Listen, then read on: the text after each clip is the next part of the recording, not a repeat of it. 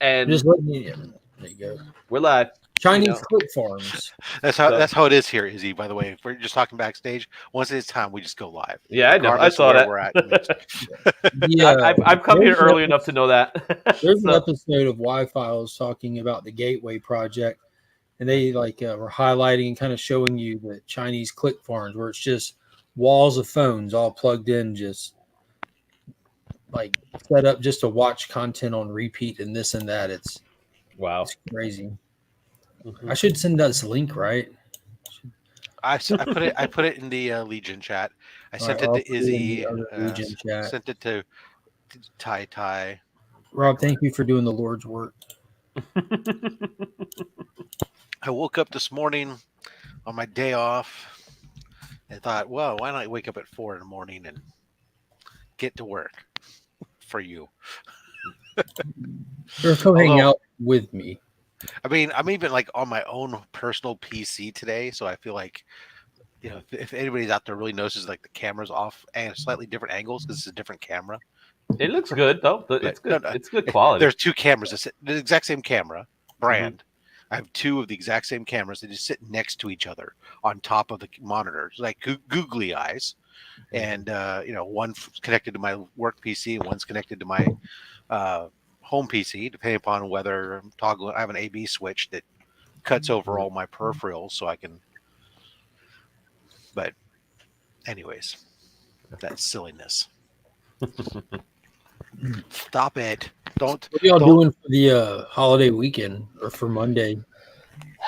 Barbecue. It's always a barbecue. we go out to a state park and we just get some charcoal, put some hot dogs, some burgers, some pork chops, pretty much anything you could think of. Any type of frozen. So you're is it this type family or is this like a bigger event that you No, it's just me and the close knit family. So got you. Yeah, we do that literally every year. My wife is sick and tired of it, but it's something we always do. You know what I mean? Yeah, traditions be traditions. Yeah. Well, we'll do. Today is my me day. So not at 9 o'clock in the morning, I have a appointment at the barber. Get a full head shave, beard trim, everything. Hour long. Is that just for the massage aspect of it? You have them run a razor over your skin. It's a whole thing. It's hot towel. You get peach fuzzy. I shave every day. What are you talking about? I don't know your life. It's like that. Sandpaper, man. You know what it's like when you wake up in the morning next to me and you go, God damn it, what the fuck is that? It's my head nuzzling against you. It's normally by my ankle, so I don't really notice. I went and got a full shave for when my best friend Lee was getting married.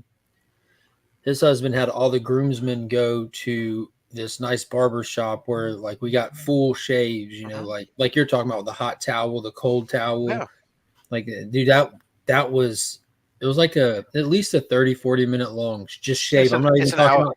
Yeah, it's an hour long session. Yeah. Well, yeah, mine was probably about 15 minutes less than yours because they didn't have to polish. Right. But they the towels, dude, it was the massaging and stuff. It's nice. I could have taken a great nap right there. It would have been amazing. Yeah, so I got that going on this morning. In the afternoon, I got a pedicure getting done. And, sounds good. Because you got to keep the lava rocks.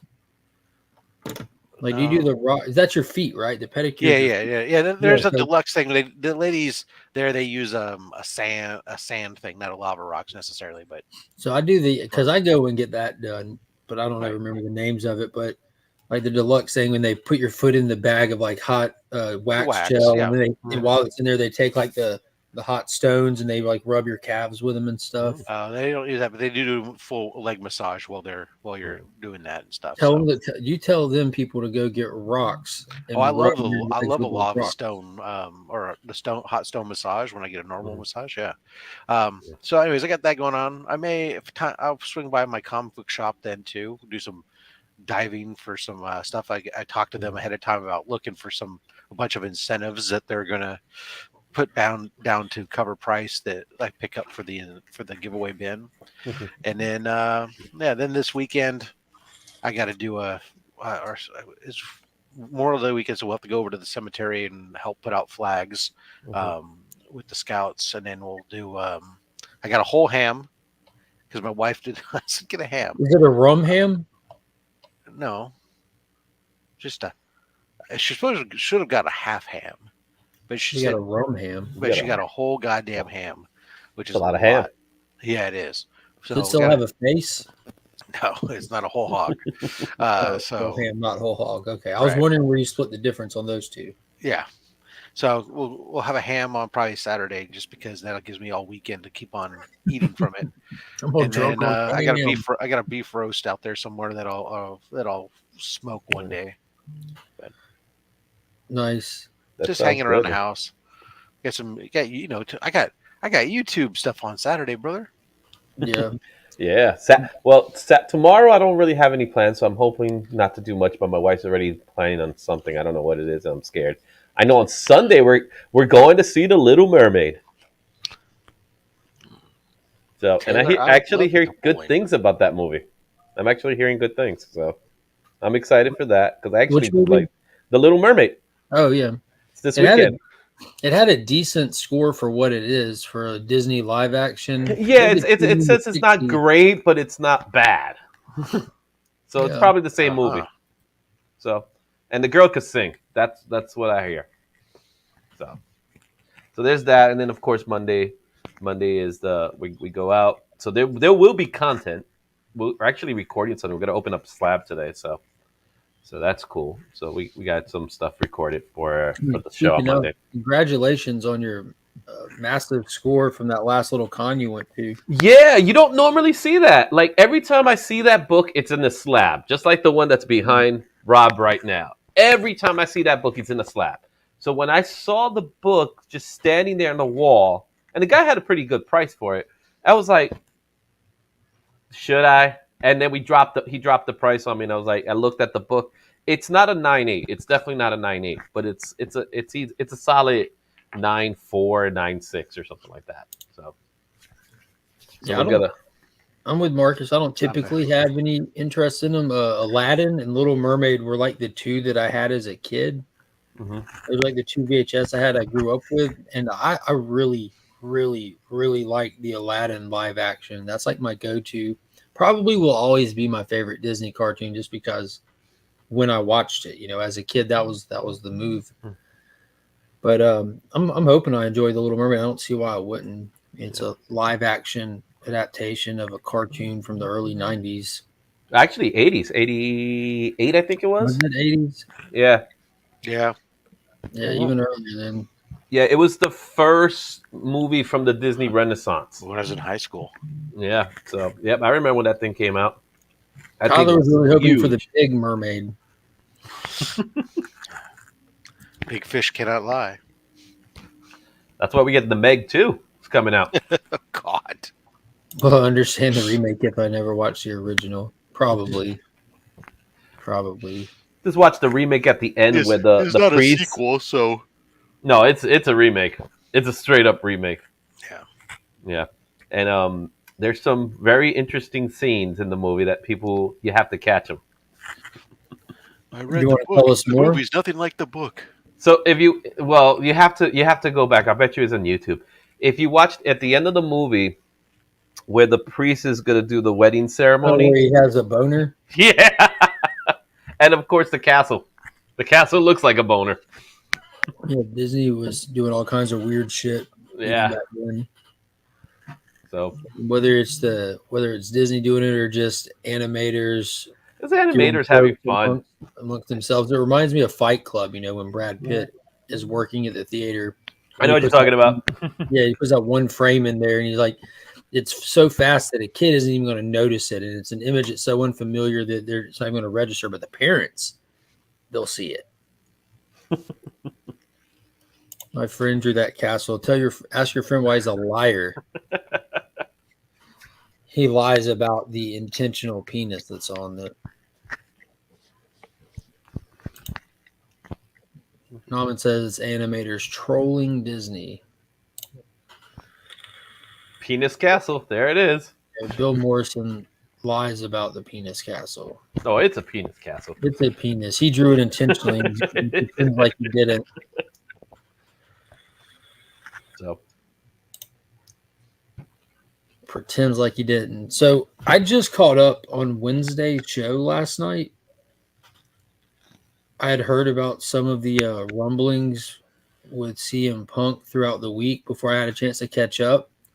What's going on with CM Punk and Collision? Is he? It's happening. It is. I see. So I heard. I'll tell you what I heard real quick. I knew like Collision was coming. I knew that's supposed to be like the return of Punk. Then I heard like they couldn't meet his demands and he was bitching and this and that. But then I catch up on Wednesday and I see that they're doing it in Chicago. I'm like, that's clearly his return. That's his return. So my only curiosity is his return really going to be Chicago or is it going to be this weekend? Because Double or Nothing does not seem that great this year. It really doesn't. I don't care about so great. That's why they're selling 4 packs of tickets for $40. Still trying to sell out the place. It's a weak pay-per-view, and it's supposed to be one of their biggest pay-per-views. The most exciting thing for me on the card is Wardlow and Christian Cage. I'm more excited about Anarchy in the arena because that's going to be crazy. Yeah, I don't really. It's going to be just blood everywhere. That's all it's going to. You know what's funny is I started watching right at a year ago, and within less than 2-3 weeks of starting to watch, they had their first pay-per-view, which was this one. Mm-hmm. And do you remember what they did last year? They had Anarchy in the arena with the Blackpool Combat Club, and the Jericho Appreciation Society. Mm-hmm. So it was like that was the big match. But this is a way for them just to kill an hour while they. Well, either if Cody's not in or if Punk's not in, they're struggling. You know what I mean? And I think that was why Punk is coming back. Now, personally speaking, I like Punk. I've always liked Punk. But there's things about him that really irritates me about him, like that when he gets kind of like in that mood. Yeah. And it hurts the business in that way. But he did have some valid points. And he made some really good points. Let me ask you this question. What's the over-under on somebody getting hurt in Spot Mania during the freaking four corners match or 4 pillars match? It'll be that's just going to be one spot after crazy spot. Oh, it's going to be crazy spot with those guys. Yeah, but everybody knows MJF is going to win. That's the catch, right? Right. Because that's the problem. Because he's not losing the title so quickly. Not to one of those guys, at least. Well, yeah, they're not ready for that. Yeah, this is just elevating him. It's all it's doing. Yeah. Yeah. But so I wouldn't be surprised if he shows up this weekend. I've tried watching this week's episode of AEW twice now. Twice. I have the first time I got to about I got to middle of the Black House of Black match. Yeah. Fell asleep. Lucha Libre rules. That's what that was. Yesterday, I sat down after dinner. I put it on. I fast forwarded to that match, watched the ending. I watched MJF come out and talk for fucking ever and say nothing. And then that's about the last thing I remember. Mm-hmm. And then I fell asleep again, apparently. Next thing I know, it was midnight. And it's over. And I'm like, all right, well, I just trying to watch to Sabu come out. And I still haven't fucking seen it. I'm just going to give up at this point and watch it on YouTube or something and go straight and get a clip of it. Yeah, and that's the thing. That's a $50 pay-per-view. Why were they trying to intimidate anybody with Sabu at this point? Like he can't even move well, like walk well. Well, that if you put your body through the things that Sabu put his I'm body not arguing through, that. I'm saying he's the enforcer. Like, come on, Pop. He's an enforcer for a non-sanctioned match, which supposed to be it should be the last match because the way they do things, it's supposed to be like a lights out type of thing where they turn the lights off and they turn them back on, and now it's no longer an AEW show. It's just like that means anything, right? Yeah, it's supposed. That's that's if it's not your show, if it's not your match, it's not sanctioned. Then why are you promoting it?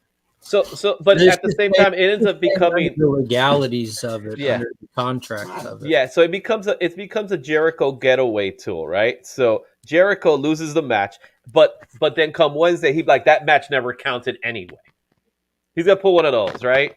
And it just doesn't have that same, AEW when it first came out, it had a lot of this who's coming in, and there was excitement. Now it's kind of like becoming old WCW, just like the word. And I don't think Collision is going to do good because who's going to watch wrestling on a Saturday night?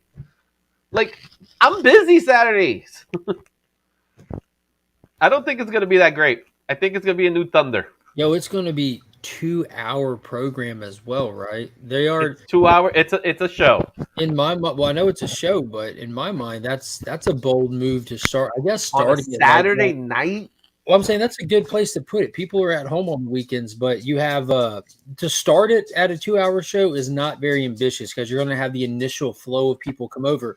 But you never want to have a situation where you have a 2-hour show, then you downgrade to a 1-hour show. You know, they should have started it at an hour, got to put on a hell of a show and keep people there. And then hopefully, if it warrants it at a later date, expand it to 2. Well, who's going to watch it on Saturday when WWE pulls a pay-per-view? Me. I don't watch WWE. Well, Night of Champions sounds even better than AEW this year. I don't think so because I've never even heard those 3 words put together until you just said them. Yeah, that's tomorrow. Tomorrow at 1. Well, here at 1. Oh. You got a world champion match. You got AJ Styles versus Seth Rollins. That should be an awesome match. It'll probably be okay. Yeah, it's for a title. It's for a new title. Yeah, the You're Not Roman Reigns title. Becker, you here to chime in, and you're going to sit there and look purty. Like Mussolini. Oh, there's a possibility Jamie Hayter's not wrestling tomorrow. Not wrestling on Sunday. She's currently injured. That's not a real injury. Yeah, that's not going to change the pay-per-view for me. That's not a real injury. She got kicked in the arm. Yeah, so they were talking about it, but they were talking about it today. Just like Cody Rhodes might not wrestle because he got slammed by a beer keg. That's the angle. That's the angle they're pushing for the Women's Championship is that Tony's coming for her now because she's a dirty wrestler now, and she knows Jamie's not 100%, and she don't care. She's going to get the belt off her any chance she gets. Don't care about that match. I'm sorry, I just don't care. If the rumors are true and Thunder Rosa's coming back and going to be on Collision, you can't have Thunder Rosa coming back and have Jimmy Hayter holding onto a belt, not being able to wrestle after all the shit that's been going on. That would be hilarious. My God. Good call, Rob. That's a good one. Because the irony. Now Britt gets to hate Jamie Hayter. They've been putting that story on hold forever. She'll say at least that Jamie Hayter was showing up to the building. That was the whole thing with Thunder Rosa. She was saying on the stuff. She doesn't even show up to the building. You still work here, but you show up. So I have a question for this panel. Just if everybody would go around, who are you more physically intimidated by, Britt Baker or Adam Cole? Because they have the same body type. I think Britt's tougher. I would be inclined to agree with you. After seeing that match with this girl? I'm just saying, if I rear in their car and they both come out angry, I'm taking Adam. Yeah. It doesn't help him when they put out. If he beats me up, I don't feel bad, right? Right. And it doesn't help that they put out that all access and you realize that he's probably the nicest guy that existed. He's an absolute. Yeah, they're not doing him any favors with that. Not if you want him to be a heel. If you want him to they want it to be a baby face right now. They want. I know they do, but I think he works better as the Undisputed Era was like my first major exposure to him, and I loved him. And now I'm just kind of like, what is this? And why is he getting smaller by the week? He's not a big guy. He's never been. Then why did he look bigger in NXT? They need to put him in long because NXT made people look bigger. That was the fear of him going to the main roster because he isn't a big guy. He's like he's not. I don't even think he's 200. I'm tiny, but yeah. I don't think he's that. He could move and he could fight. That I could I could say, but I think the biggest fear was putting him in the main roster for that reason. Let's find out how big he really is. Let's put him in the ring with Hook. I know this has been several weeks ago, but did anybody watch the Firm deletion match? No, I missed it. I missed it. It was awesome, wasn't it? Twice I fell asleep during it. I forgot about that match. A repetitive theme here. Rob has fallen asleep trying to watch AEW gimmick matches. Rampage is hard to watch sometimes. I knew you would come. I know. I feel like all of Zay's lines are written by Steve, Burke Family 54 Comics. I have not watched Rampage in a bit. It's been a while since I watched Rampage. Because they both are living off that gimmick of, oh yeah, or whatever. Like, remember when Steve got obsessed with that for like years? Yeah. I think it was just like a TikTok thing, right? Yeah. And Zay turned it into a freaking character. An entire gimmick. Yeah. It was a bad idea. Look at Trev recognized you. Beckerman, as Beckerman the Great. Beckerman the Great, a living legend. Video. I feel like Beckerman the mainly okay today. I do want to say thank you to everybody who's been watching the channel this past week, because the channel is done. I was telling Rob, the channel is done incredibly well for this channel. You know, these videos that I put out, not the streams, but the videos, if I hit 100 views, I consider it a massive success.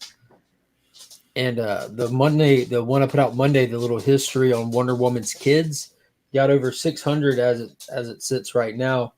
And the Whatnot Rob Liefeld controversial debacle video from Wednesday, not clickbait, got over 1.3 thousand. You know what's funny is before like the conversation of that video coming to life started with me telling Becker, like, yo, I'm about to make the clickbaitiest shit I can think of. That's how that video came about. It really was. He was like, so I'm going to make the most clickbait title I can think of. I was like, I don't do clickbait. So I figure like, well, let's see if it'll be fun to do because it's Whatnot and everybody feels so strongly about Whatnot, including myself. And it was legit. Something that needed to be hashed out. Something insane happened on Whatnot. That's not a lie. We ran the numbers. It's over a 1 in 2,000 chance that Mark and I would both win the first two giveaways based on the numbers in there. So you guys, which one of you won the truck? I won the taco truck. The taco truck. Yeah. Yo, I'm not gonna lie. I love that signature. I don't even know where. Yeah, it's great. I love it. It is extremely recognizable. Like the minute you see it, you know. Yeah. I've got it right next to my Deadpool that Bobby Delaghetto made for me. Yeah. Like I've seen Liefeld a few times, and I know what you're talking about because when he does the show, man, he goes all out.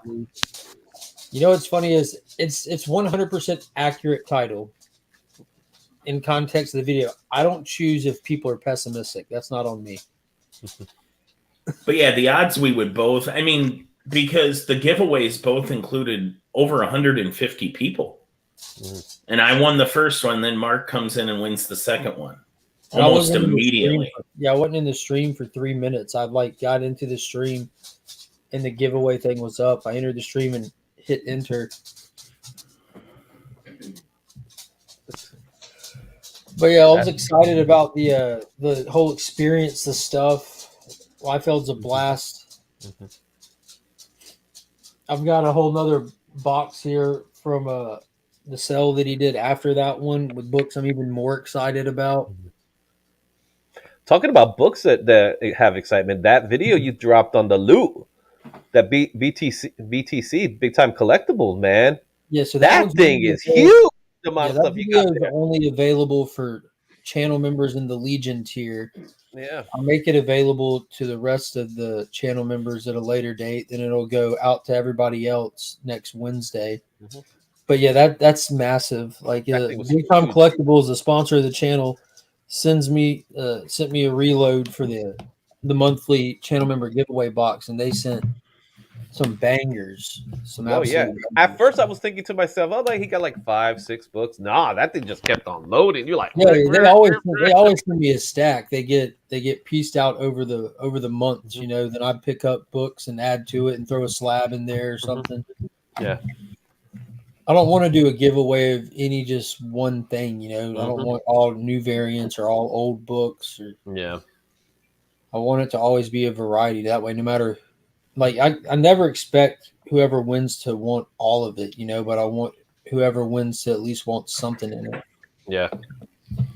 Yes. Some good books there. You got some old books there He too. hates everything I put in it.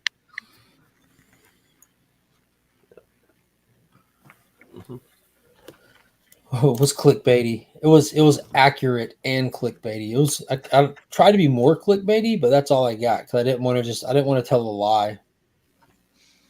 So I think all it said is what just happened on whatnot, or what just happened. It was. All it says is what just happened on Whatnot with Rob Liefeld. So it's that you got 1.4K views on it in 2 days. That's awesome. wow, it's gone up. That's great. Yeah, the amount of views you got on that one. 27 views per hour. That's awesome. Pretty fast. I say use clickbait but deliver good content. I fully agree with that. I think for me, I don't know where that line is necessarily. You know what I mean? Obviously, I know I can identify bullshit, but I don't want to. I don't want to be. I don't want somebody to be like upset that they watched it, and not just on the good content thing. I think that's a fine line to try to play with. But I started kind of thinking about it as I've been doing the historical videos, you know, like just trying to come up with a good title, not necessarily clickbaity, but just a title that might have a question that interests people. Like the first one I did was Supergirl, A Confusing History. Maybe someone's curious, well, what's confusing about it? Which gets a little convoluted, you know. The one that I have coming out for next Monday that's available to all the channel members is who did it first? The first patriotic superhero. Yeah, Simpsons did it. Lunar over Diamond. Bold statement, sir. I stand with you. On sale Tuesday. Tuesday Comics. Tuesday Comics coming at you. Yeah, that's a good conversation. Yeah, that was a bold move. Diamond losing Image was huge. I would even say it's massive, and that. Well, it is because it's an exclusive, right? So it's Diamond's lost DC and Image, and they're an sometimes player for some people with Marvel, right? So yeah, because you got Penguin, and you got to imagine that will decrease. Their Marvel will probably decrease now, as some people were doing Marvel just to be able to have it shipped, save on shipping, having it done together with their Image books. But if now the Image is being partnered up with DC, then what if unless it's the same price or cheaper with Diamond, which I can't imagine it's significant. It's not cheaper, and I can't imagine it's exact same price as buying it direct from Penguin. Why would you? Wrong button. Why would you what? Why would you keep doing it with doing your Marvel with Diamond necessarily? I don't know. I mean, I guess there's a few other things that are going to come from Diamond. There's obviously some smaller independent stuff, but I mean, yeah, Diamond's not in a good way right now. Yeah, they're struggling now. This is probably the most complex sentence I've ever heard from Marcus. The top chess streamer I watch uses clickbait titles constantly. Marcus, we should play chess, man. Do you play chess or just watch chess? Are you a Bobby? 100%. I want to be in the chat for you two playing chess. I love chess. I haven't played in a long time, but I used to play a lot. I'd rather go bowling. I know that's a shock. Yeah, we have a super fat man. Kyle's in the other room, and she just yelled. But we have a super expensive board. That means use it. No, We have it boxed up. Our house You don't is want the still kids not laid playing with out. that. They'll next thing you know, you're Totally. missing one of those Revolutionary War soldiers or something. Whatever you're. Yeah, we had a Lord of the Rings chess set that was really nice. It was like made of glass. It was really nice. So The only time I closest I ever came to buying an expensive set, there was one like I don't know you guys kids. My kids had a school was a weird different school. Anyways, they used to do these auctions and stuff, and the classes would make stuff, and they did this one auction one year where one of the classes they made a Nightmare Before Christmas chess set where each kid had in the class had involvement in crafting one of the chess pieces that was there and stuff, right? That's really cool. Yeah, it's a beautiful set in reality, and it's right up my alley because it's all Nightmare Before Christmas. And then, of course, you get the fact that you have all these parents now bidding against each other because they all want this thing that their kid made their one piece, but so they're buying the entire set. Again, so this is a brilliant ploy. So I mean, I ended up tapping out because the chess set ended up selling for like $3,000, and I'm like, I'm not paying that kind of money. It's like a kid, I love you. I'll just go talk to the person and say, hey, can I take a picture of that chess piece? Thanks. Yeah, that's how it is at with that Finn school. They do like this class art project, and then they have this performance auction night. It's pretty much just a fundraiser night for the school. The kids sing a song, and you bid on a bunch of stuff or buy raffle tickets and put it in bags for giveaways. And then they take the classroom art project, and bid them off at the end.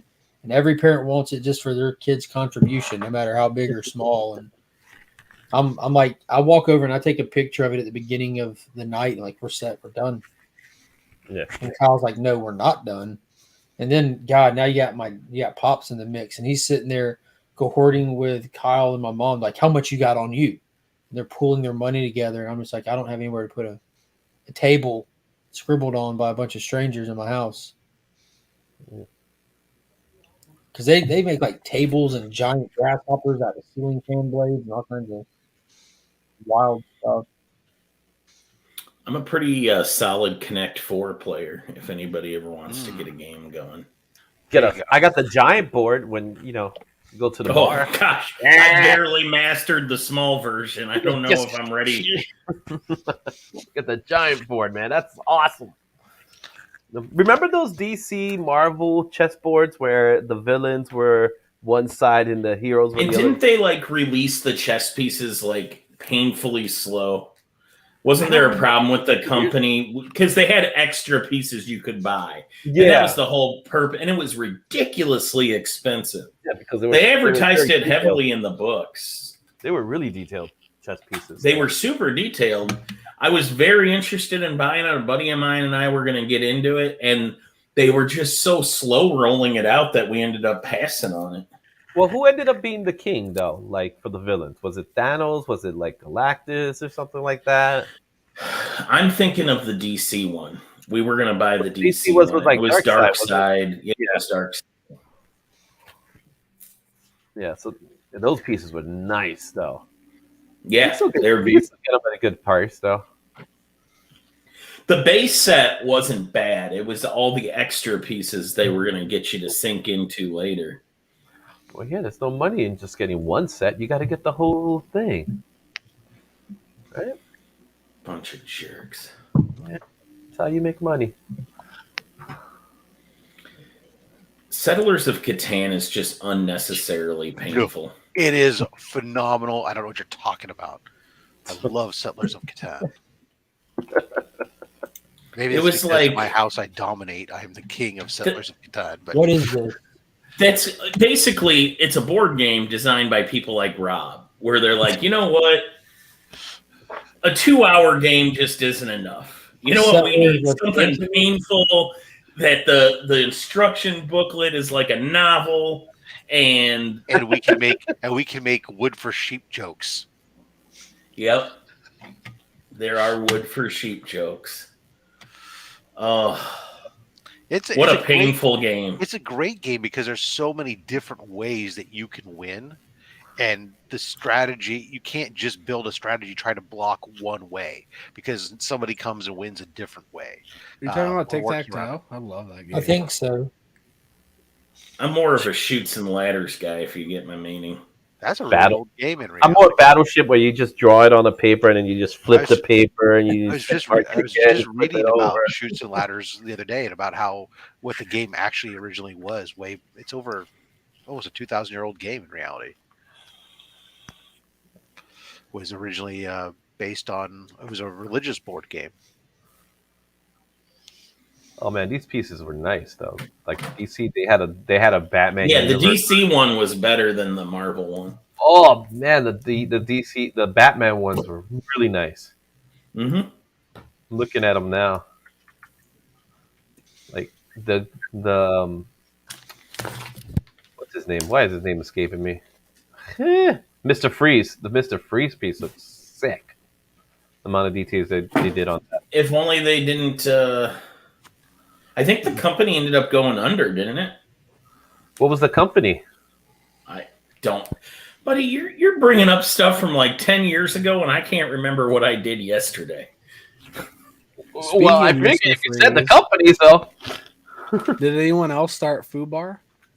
Yes. Yes. It's like, I thought it was like surface level fun. Is what It's exactly what I was hoping it'd be. I think it's going to get a little bit wilder as it goes. I just clocked in the first episode. Yeah, I think I'm like 3 in. It's fun though. Easy watch. It just came out yesterday, right? Yes. What is it? The new Arnold Schwarzenegger TV show. Arnold Schwarzenegger show on Netflix. Never heard of it. I'll have to check it out. Netflix is huge. You should follow me on Instagram, and you wouldn't miss out on Arnold Schwarzenegger content because I shared this out a couple. I've never heard of Netflix. I only care about Joseph Bania. Because Beckerman, like me, only participated in Netflix when it was you get 4 DVDs a month. Yeah, I had that too. I still have some of those DVDs. He's retired. He's retired out operative for the CIA. And he gets pulled back in to go get another operative out of danger. It turns out to be his daughter. So it's true. It's True Lives. I just remember getting a letter from Netflix telling me that they could no longer allow me to maintain my grandfathered in $4.99 a month price. Did everybody else update their HBO Max to just regular Max? Or yeah, I did that yesterday. How is that an upgrade? You're getting less of a name. That's right. You get a lot more content. I know that Tyler, you probably saw the Dan Murrell video on it. Yeah, I saw the Dan Murrell. That was the most ridiculous rant I ever heard because it was all coming from the aspect of this app is no longer convenient for me to use as a source to create my content from. That's all he was complaining about. He was complaining about the fact that, when you saw the names, they were all bunched into it as creators instead of director. I didn't think that was a big deal. I was kind of surprised that's what I'm saying. The stuff that he was complaining about is because it's like he uses it for a resource, which like he likes to go over to these streaming services and write down all the creators so that he can then have his, it's a resource point for him to make content. I understood what he meant because of the strike and stuff, but at the same time, I didn't think it really mattered because if I was HBO Max, I'd be like, we only did that to put more creators on there. So we were like taking out words so we could fit more people on there. You know what I mean? It's like, we'll fix it, but now half of those creators that are on there are going to be gone because it's assistant director. Only industry people that care. Like nobody, no general audience person is like, wait a minit. Let me use the writer of the show. His very specific point that he complained about was, wait, let me go to Secession episode 8. The secondary writer for that episode. No one does that, bro. Yeah, like chill out. The other part is that his watch list included Pimple Popper, so I guess he didn't want to admit that he watches Pimple Popper. You know what I'm saying? Like, just admit you watch Pimple Popper, Dan. I didn't have it come up on mine. It didn't come up on mine. It's like Pimple Popper Succession. I'm just saying. No, I did have a couple of bugs happening with it. Tuesday night, I watched Flashpoint Paradox, and I casted it to the bedroom TV. And when I cast it, it started to load and it kicked out. So I loaded it again and pulled it up on my phone to watch it load. And when it loaded it to the very last second of the movie. So it just kept registering that it's ending it. So as it's loading, and as soon as that bar came up, I slid it to the beginning and it played just fine. But little kinks like that work out. And his other big complaint was that it was a whole separate app instead of an update. Yeah, it didn't update the app. You have a brand new app.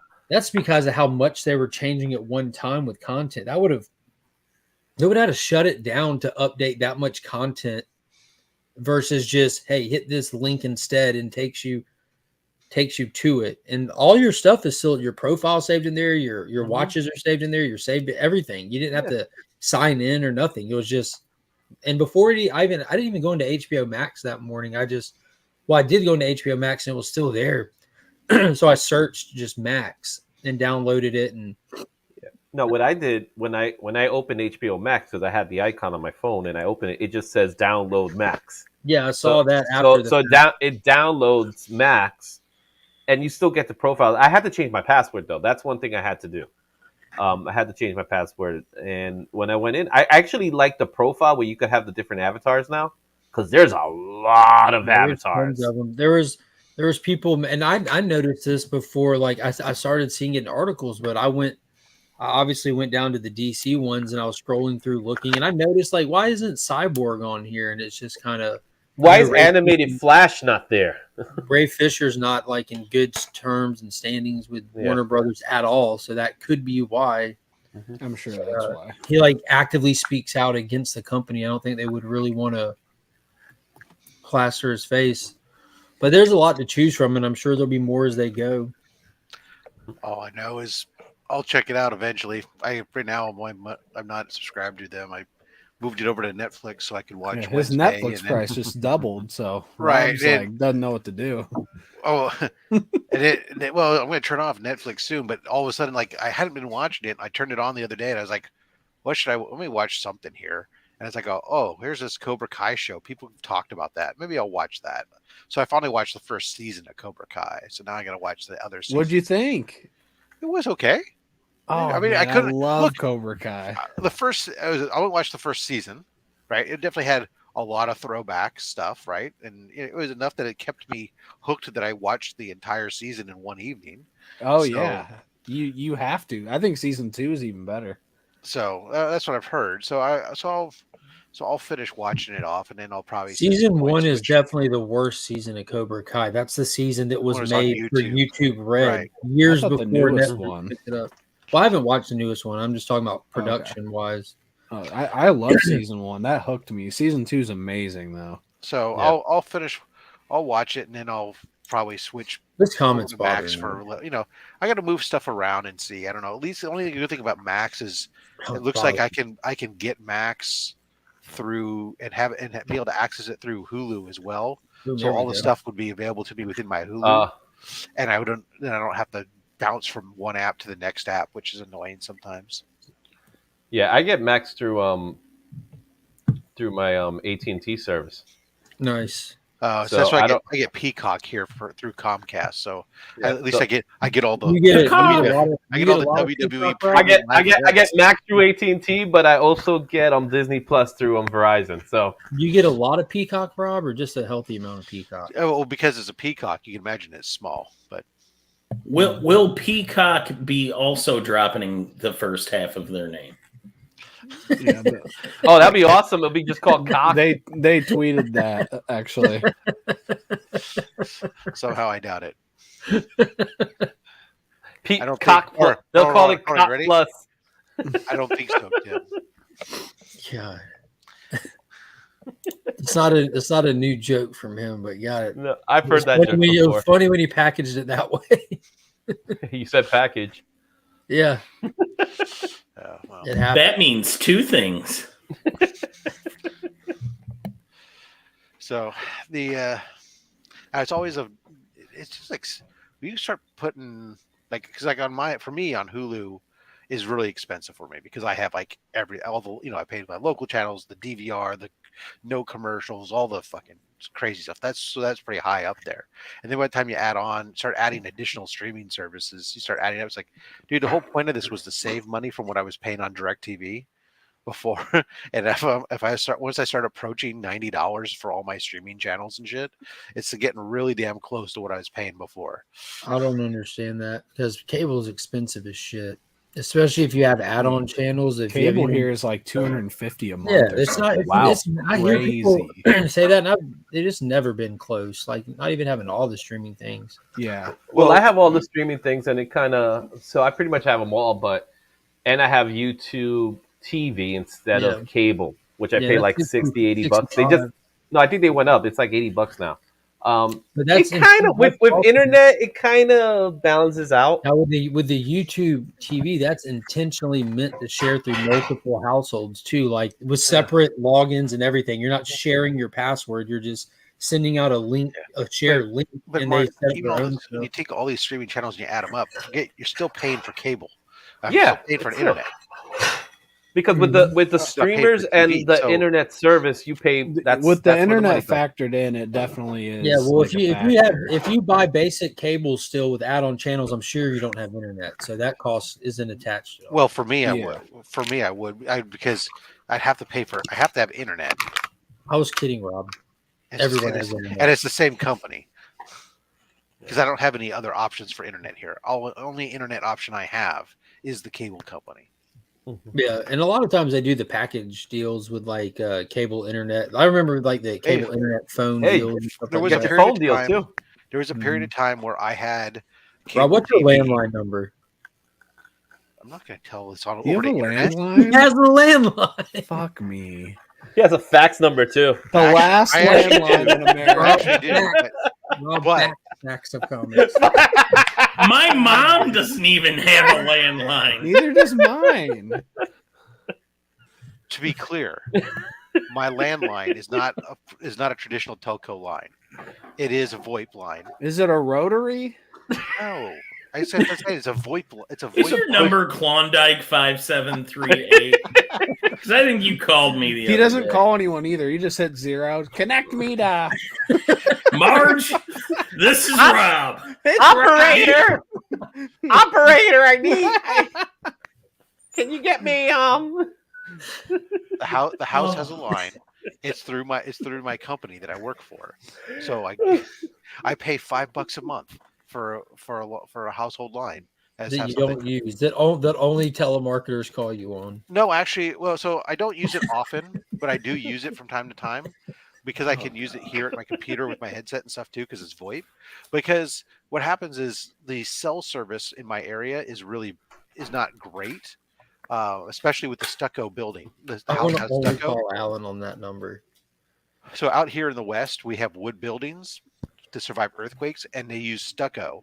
And that when you make stucco, you put basically we have wood in Missouri too. No, I know you guys do a lot of brick buildings, okay? Yeah, we do wood here in Indiana. Stucco walls. They use wood. You put basically like chicken wire almost inside of it. So it becomes your house becomes a Faraday cage, and that blocks a lot of RF transmissions in and out of your house. So you don't get a lot of great cell service inside your home. So having that other phone is helpful at times. And dial-up internet. Oh, that's the only other option here. By the way, you got the AOL CD. So I feel weird because I live in the heart of Silicon Valley. I feel like I should have lots of internet options. So cable holds me hostage because I have no other options. The only other option I have is I could go to AT&T. They offer me DSL in my area at DSL. at 768 kilobits per second.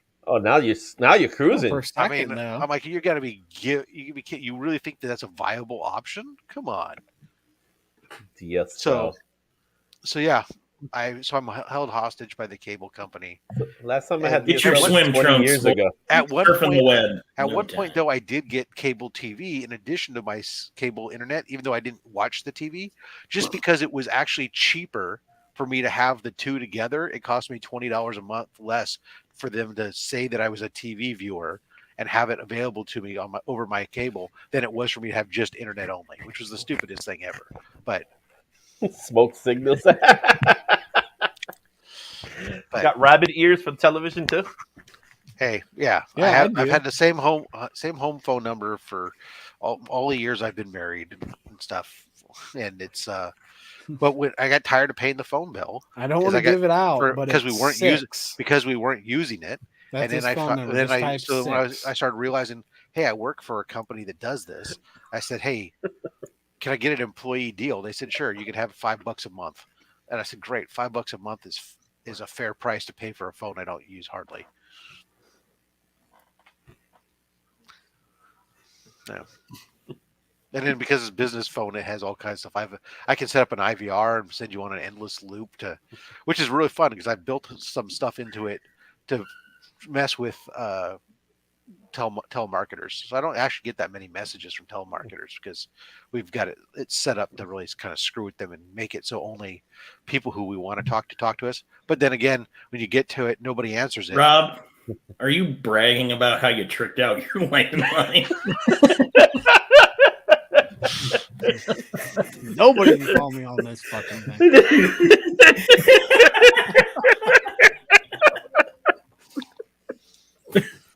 He got me, Mike.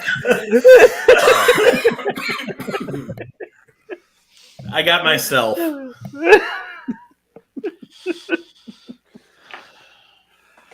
Woo! That's a good one.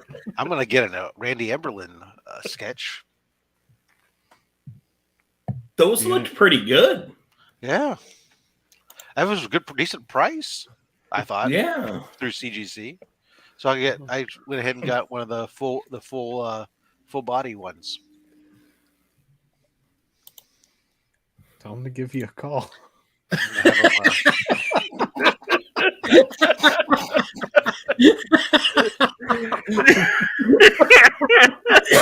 Fuck.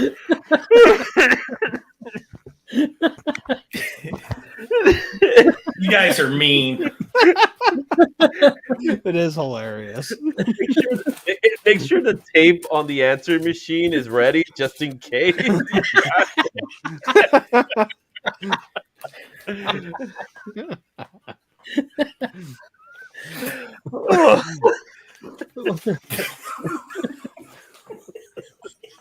I can imagine. This is Rob. I'm probably in front of the Great Wall of Comics. Leave a message and I'll get back to you, sir. But don't listen to me. He has a reason I'm just for a fat owning landline.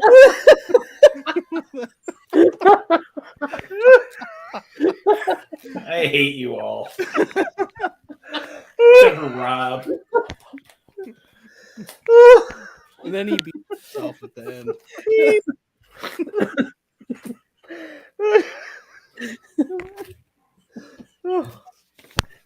Before my time, but who remembers hearing their grandparents talk about party lines? My grandma had a party line. Yeah. My grandma did too. Oh. Like just this odd thing, like you could pick up the phone and other people would be talking. That was just that would creep me out. That was just standard. Your home phone was all one line. It was you could pick it up from any reception anywhere in the house. You were on it was only one line. No, I mean neighborhoods though. Yeah. So in rural areas. Yeah, it was her whole street. Yeah. Yeah. Wow. So probably like 20-ish houses, I would bet. So my grandma was rural, so it was more like 8 different farms were all tied into the same party line. So she wanted to call her sister in the city. She would pick up the phone. It's damn true. Was at this moment, Robert? Well, one that will give me a call. That's the clip. Everybody just laughing and Rob just sitting there like, I need better friends. Oh, by the way, I'm not going to Heroes Con. Everything's been canceled. Oh man. Oh man. I laughed way too hard. Like my stomach muscles hurt. They don't get used enough for that nonsense. Oh my goodness. So that kind of workout, you might be able to do a crunch. Let's not get hasty. Hey, let's be serious here. a bowl of Captain Crunch is still doing a crunch. Oh man. We have enough hangouts though. Then we'll. I got a new cereal bowl. Speaking of Captain Crunch, I'm on a honeycomb kick right now. But that's not. I washed up one of those Royals plastic helmets they serve you nachos in. Oh yeah. Sent it through the dishwasher, and now I use it as a cereal bowl. Nice. Brian, what's your landline number? I don't know. I don't use it anymore. Even if you have one. Well, we have, we need it for an alarm system. You, Brian. Buddy, I remember my old number. Rob, get in the back seat. We're gonna need Brian. For is that what we're picking on Rob for? Because he's got a landline? Yeah, it just happened naturally. I still remember my phone number for this house. If nothing else, you gotta have that number so you can use it when you go to for your shopping at this grocery store for your club number, right?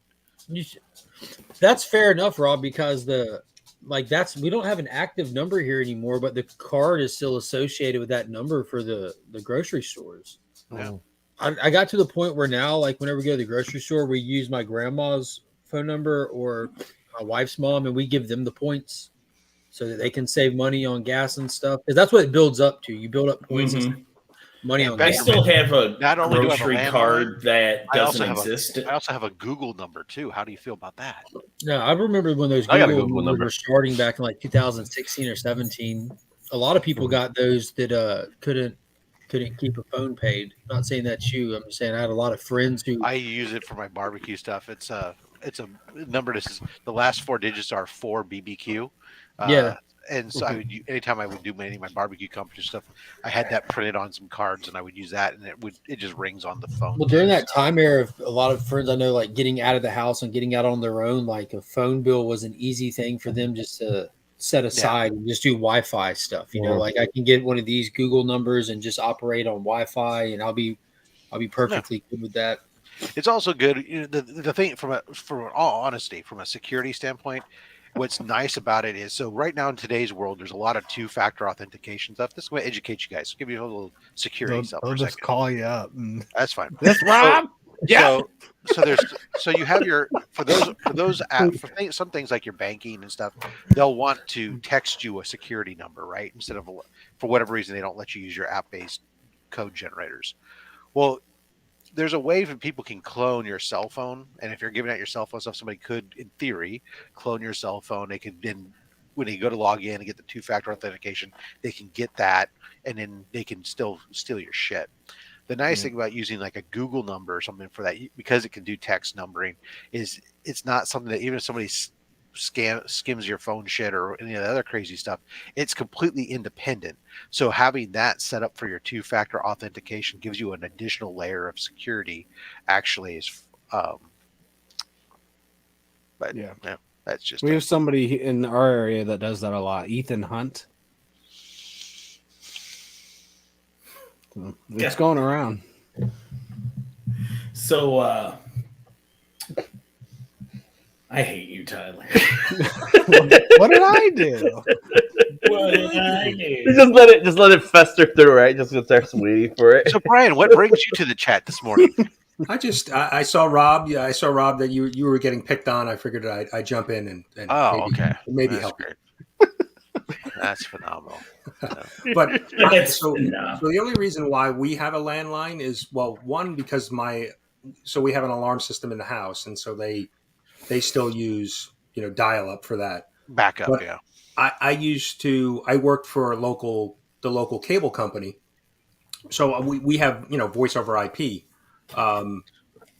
and I was I left that company, but I was grandfathered in a package, so I pay like $60 for my phone, my internet, and my TV. So we still have cable. Nice. So I'm grandfathered in this package for like 10 years. So so like me, you have it because you work thing. Yeah. Exactly. Like my phone's prepaid.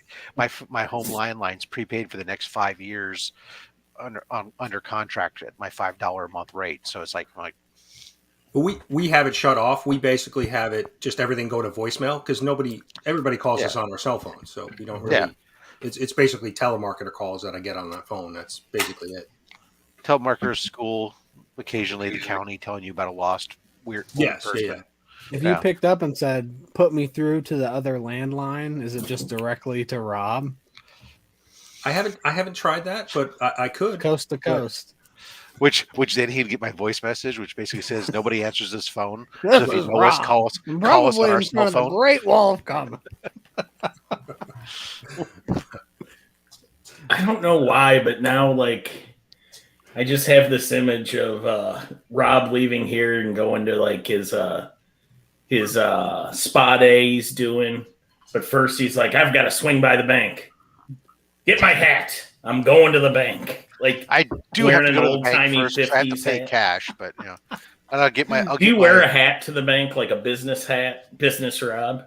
No, the only hats I have are all flat caps. Oh damn it! Oh, you would look good in a pork pie. New era flat hat? No, he's talking about like those the little ones old with man, like the little like old the chappy hats. Yeah, I think they're called a pork pie. I could see that. There's a variety of slightly different styles, have different things, but it's the dude. I don't want to mess with that fucking thug looking. All of a sudden, it makes you look like an old timey thug along with my mustache. All you need is a monocle now. Just take off the glasses, just walk around with a monocle with a chain and the henchman t-shirt. With a henchman t-shirt, there you go. I get my top hat, my monocle, and I'll get my tuxedo t-shirt. And some leather gloves. Because I'm fancy like that. I'm nice not cane. Stickerman who just rips the shirt off and goes, "I'm now ready for fancy dress." But yep, black tie, baby. Rip them. Every night I go to bed is a black tie affair. That's right. Hey, there's ours, Dale. Hey, Dale. But saw C Bizzle earlier. Good morning, C Bizzle. I tried out this new company that you mentioned the other day, where you got some of these Spider-Man keys of yours. How'd you do? I got one book that's on its way. That's the reason why I didn't want to spend too much money with them, because I never heard of them. Right. And it's kind of weird that they that as a business they only take PayPal and Venmo, and they talk about if you're going to pay us with friends and family. I know. Yeah. When I saw that, I was a little weird about that too. But I didn't pay friends or family when I bought my books. Yeah, it's like because just wanted to make sure it was on the up and up. But they did. It was packed really well. Delivery confirmation, ship priority mail with delivery confirmation. I had to sign for it. So I was happy with the way they handled it. Yeah. The friends and family thing is like a tax thing. That's what it is. Yeah, but they're not. But as a business, that's how they get their accounts. I was spending several $100s with them, like almost $800. And I don't know you. Yeah. We're not that close. Well, I mean, the thing you don't got my home phone number. You're right. They don't have my landline. They're going to get. That's how they get their PayPal gets in trouble as a business. They're setting up as a business, right? And then they're going to solicit friends and family stuff. That's a violation of their. Yeah, and it's all right there on their website too. They're going to get themselves kind of weird crap, but so I don't know. I'll see. I got something on the way. I'll take a look. And I think I upgraded through them. I upgraded my first Prowler. Yeah, that's nice. Good. That's what kind of made me mad, because my copy's a crap copy. I need to upgrade that. That's a solid color. The problem is, Brian, you pulled out some nice stuff, and all of a sudden you started making me want to upgrade a bunch of my books now. And I'm like, I haven't finished my freaking. Yeah, you got to finish, man, before I start upgrading. But now I'm like on an upgrade kick on a few books because it's easier. But can you also but the books that I purchased from them were all through. They had an auction. Oh, okay. They're past they had a certain period of time, and so I felt like I did pretty well. That's why I should check out their auction side of it, because I only was looking at their listings of buy it. The listings, stuff. right. But that's the other thing. This weekend I have to go through now because Shortbox updated their app. I have to go through now. All my CBCS slabs that I had listed are no longer on the are no longer there, because whatever they did with their stuff, they couldn't figure out how to do when they upgraded. They couldn't figure out how to do their data migration. So instead, they're making everybody who had CBCS slabs listed for sale have to relist their slabs. And they're all, but the good news is going to have all this new information. It's like, you should have been able to figure out how to do your data migration and move it over instead of making me have to redo this crap, because that's like a freaking pain in the ass. Just make a spreadsheet and done. Yeah, I mean, so it's like, and what's crazy is because like you got to upload front and back photos and everything else, which is fine. If I still had those photos, I took them for the pictures of uploading it, and then I deleted them so they're not taking up freaking space in my storage and stuff. So now I got to go retake pictures of all these fucking books again and look them back up because I don't remember what I was selling them for. So I have to go look back up what the market prices on all these things is and figure out what I want to sell them for. It's just a freaking. Thank God I didn't have hundreds of stuff listed up there. I don't know how long you waited raw books too now. But I'm sorry if you'd waited a while, man. See, Bizzle. Hey, what's going on? What's that? I got the day off today. Nice. Nice long weekend or what? I'm going to Texas Fight Man weekend. Sweet. It's a horror convention in Irving, Texas. So, question of the day, C Bizzle, what's your landline?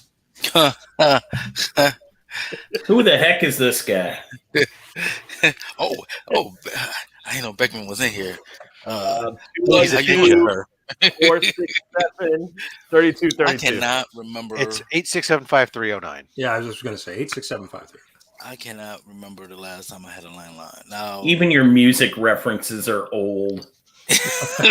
Lord. You know, that's cold-blooded. it is what it is. Yesterday, when I'm in the urologist, I get a proctology exam. Oh, Wrecked him. Damn near killed him. That's right. And he accused me of being 53. Come on, you Whoa there, buddy. you don't remember like your growing up as a kid, your home phone number and use that pin for a million. Oh, I do use that. That's funny. Right. You say. That's the last That's your pin. last 4 digits of my home phone number have been my home phone number when I was a kid have been like my parents have used that for like padlock combinations throughout. It's like, at what point they changed it up. My ATM pin is actually an obscure superhero reference. Nice. Speedball. So it's 2815. Got it. Or 2814. Nope. Sorry. 2099. 2815. 2099. If you guys keep going, though, 2099. if you guys keep going, though, you'll probably make me change 1963. What else? Mine's just my birthday. So the my parents changed it up, and they told me the other day, oh yeah, if you come to the house, the keys in this thing in the combination is the number, the last 4 digits of the home phone number from this place or something. And I'm Mark, like, I think you got somebody else. Or address for this house or something. I don't know. Something to change up. Well, I almost remember that. It's always been the house we grew up in. Why are you changing on me? I know Digger Jim has a landline. Oh, see, look, Jim's going to the bank. his pork pie. And he's got his flat cap on. Well, somebody's ready for a financial transaction. He has his bank book ready. It's like, okay, I gotta take care of this. I don't have a landline. What time is the shuffleboard tournament at? Jim, you're supposed to help me out here, man. No, actually, I bought this at no, my wife bought me this for Christmas a couple years back. I thought you were going to say you found it while you were digging. No, what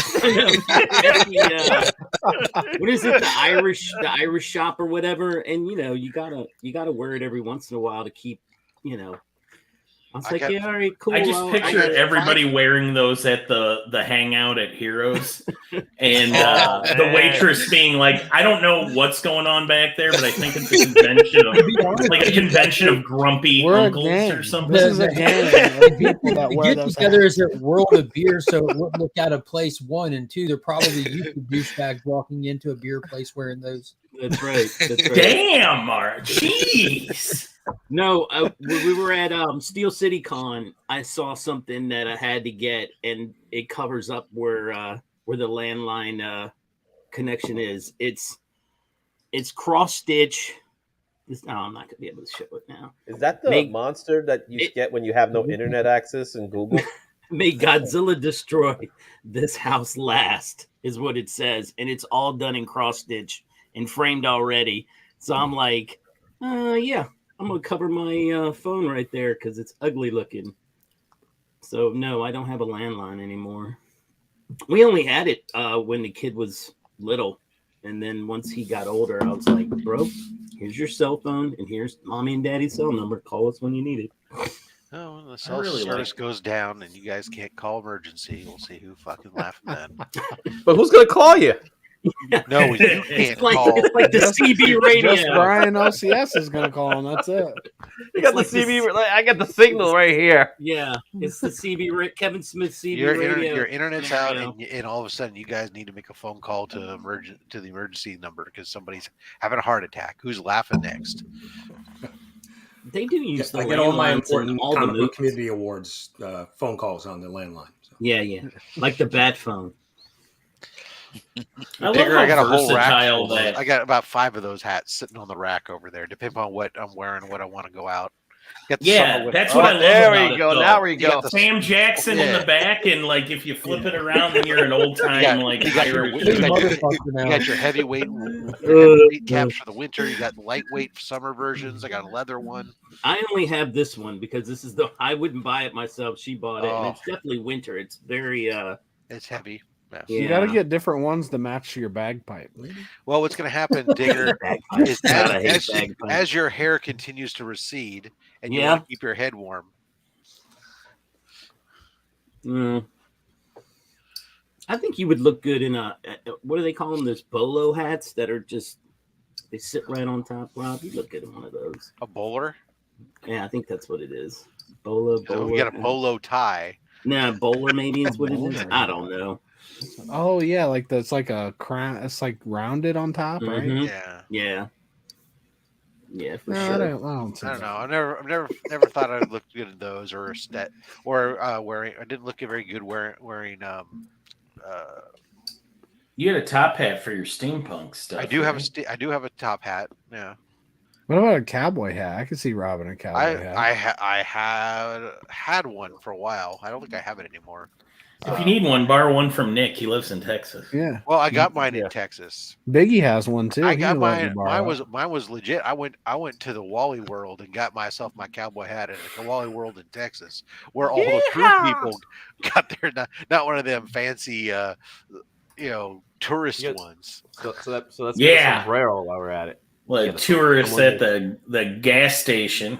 Those suckers. Did you guys see Brock Lesnar with the feather on his cap this weekend? This week, if you saw it in Raw, feather on his. Brock's just living his best life. Brock just doesn't care anymore. He's like, screw it. He gave up. Like, I'm getting the money. I'm just doing it. He got a feather on his cowboy hat. He's been. I don't know if you know, but there's a good period of time. I watch a lot of. Rob knows this. I watch a ton of steak and meat cutting.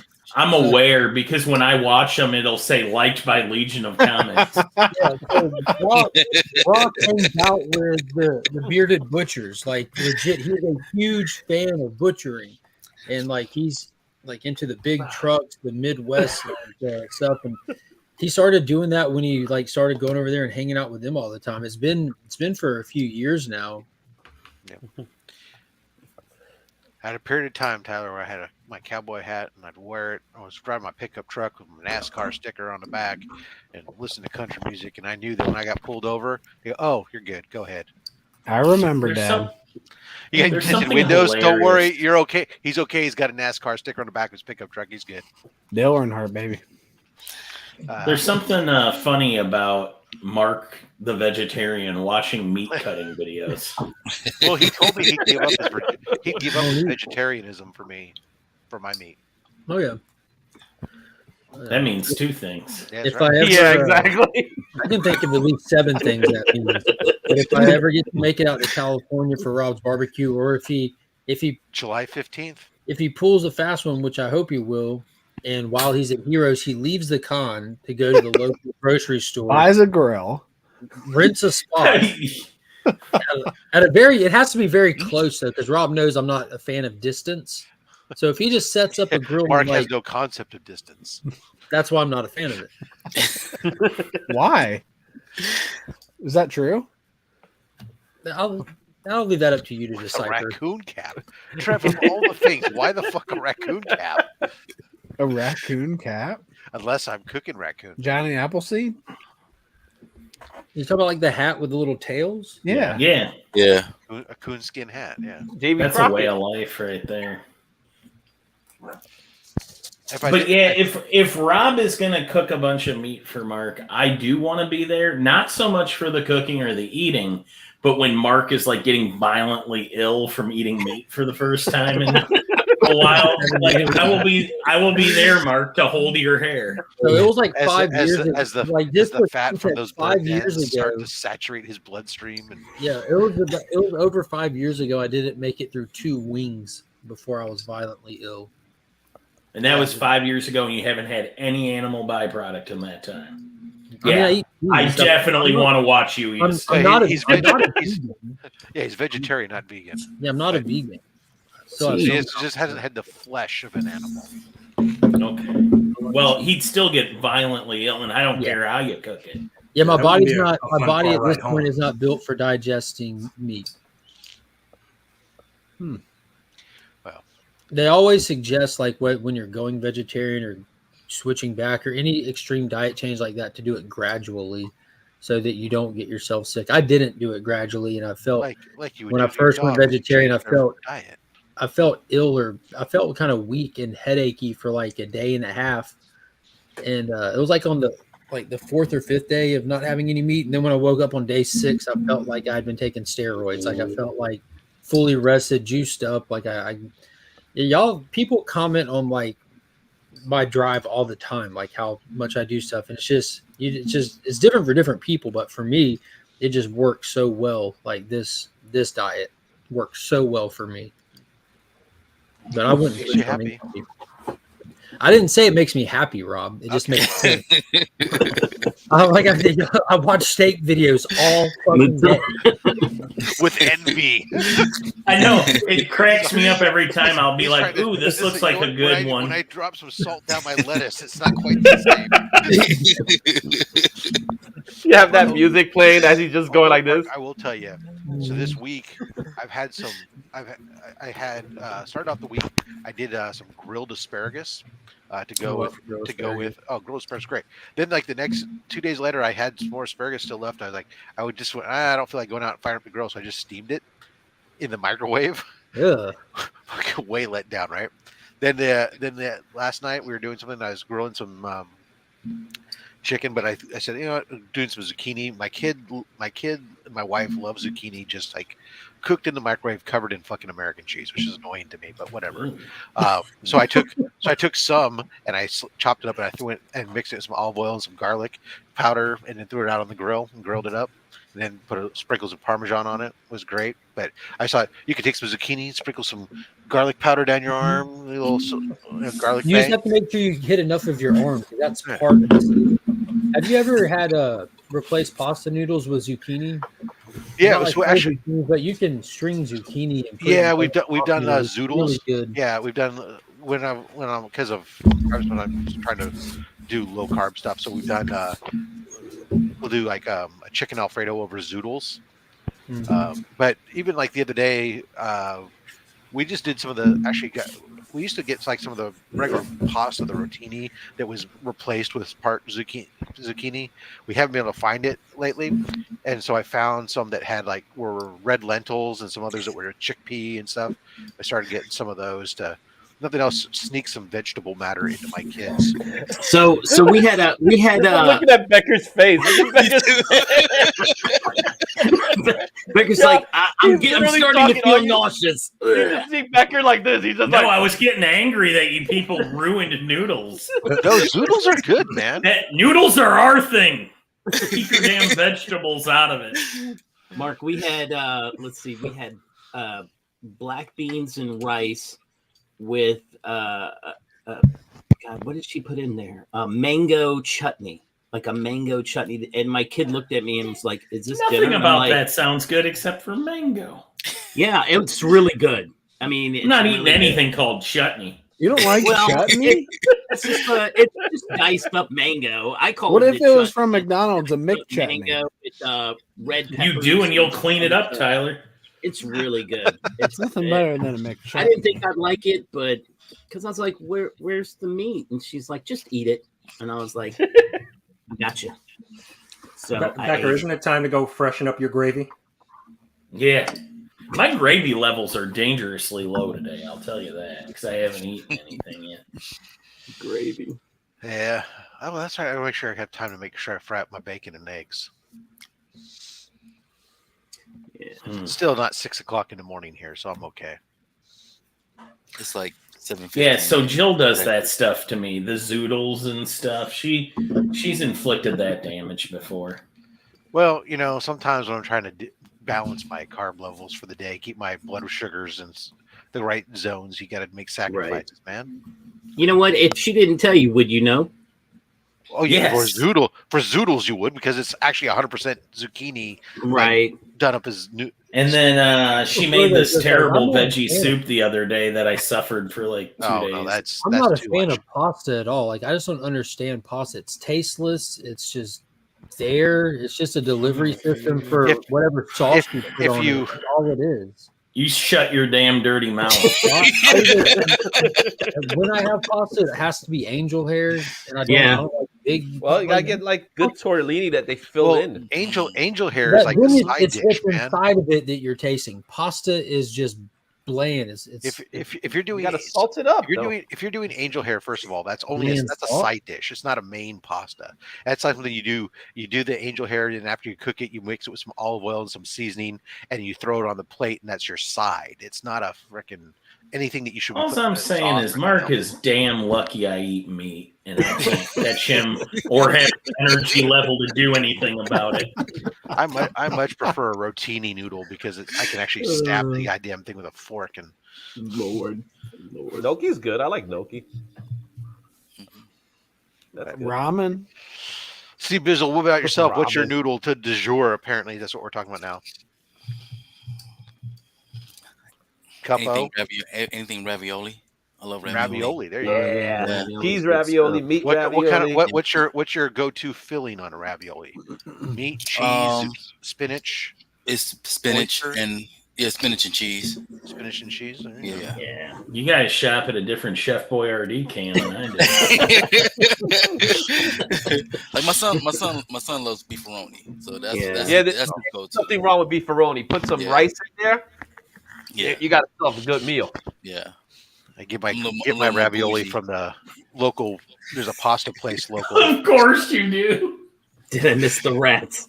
Now the rats are gone. Justin, we established there are no more rats in New York. Rat quest is over. Now, Rob, you never sent me a picture. I have gotten raviolis from a butcher shop where they make them there. That. Sure. Like I've had pasta plenty of times at restaurants and stuff or at home, but getting those raviolis from that butcher shop, which I know it's ironic, but they were delicious. Those raviolis were good. Yeah, but again, it's what's in them. You know what I mean? I feel like the texture just. The place I get mine from, it's a sausage company and it's also a pasta company that combined together through a single website and stuff, so you can get both. So you get it online. Yeah, well, they're local, so I order it online and they deliver it they physically bring it to my house themselves, so kind of. But he has it on his speed dial. They got everything from on the internet. They got crab raviolis and spinach ravioli. There's like 27 different varieties of stuff, and it's all really good. I thought you had Billy Bob Thornton on. It's just Digger Jim.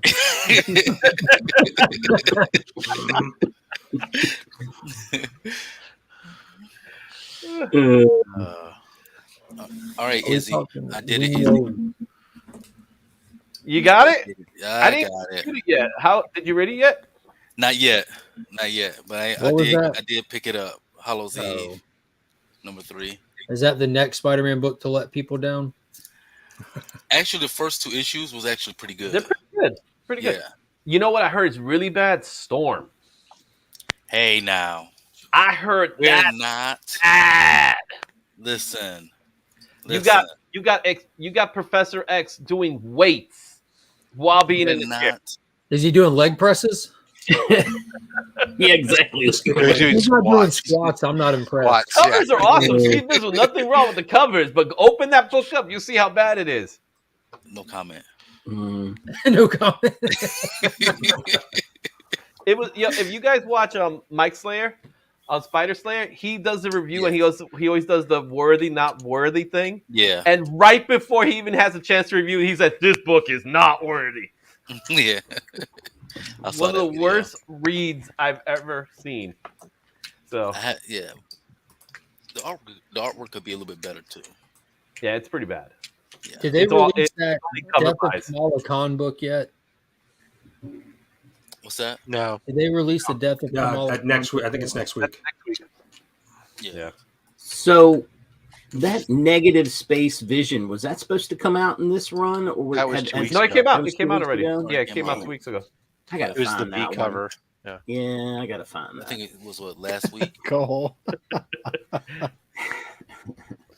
haven't read anything on Whatnot Publishing yet. Yeah, he's saying that's a lot worse. Didn't Whatnot change the name of their comic imprint to Massive? I didn't hear. That's maybe new. MASSIVE, Massive. I think they're trying to separate the app from the comic imprint. No, I didn't hear that. Why? Because their books suck? Yep. And the negative connotation with the app, I think they're just trying to separate it. I don't know. Well, you would think they wouldn't want to do that. That's like their brand, right? Well, that's like if eBay published comics, would they want to call it eBay Comics? Or would they want it to get to a point where they can actually name it something and have a separate wing or something? Yeah, I mean. Interesting. Maybe. I haven't seen a eBay auction yet. Have any of you guys done that?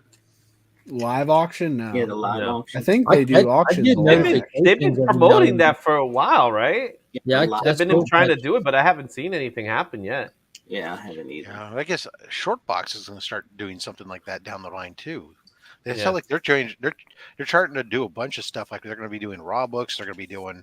They have a price guide built into their stuff now. When you go to a listing, they show you the CGC census on a book is all within there. You can use it to load up your own inventory of books and keep track of your inventory. And now it sounds like there's also going to be some sort of future platform thing that they're going to do, which is going to be kind of a Whatnot kind of thing going on it too. I'm like, God, they're just going to try to take on everything. Yeah. Will they have Rob Liefeld? Yeah, I don't think so. So I go to Whatnot Publishing on their website, and it took me to massivepublishing.com. Oh, so they did change it. I try to tell people. Isn't that a little confusing with the Massive book that just came out? No, it's called Supermassive, but that's probably why they're doing it. Yeah. I got that. Did I miss the Mark? Did I miss the? Well, I know I missed it. That's a great title, Plot Holes, because that's everything that's in Whatnot. That was a really good book. I didn't see the end of the Liefeld show that you guys that we were on.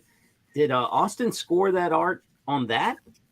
Yeah. Yes. Man, that was for next to nothing. Man, that was, yeah, dude, he got such a deal, and I love that Hoarder's Hide missed out on it.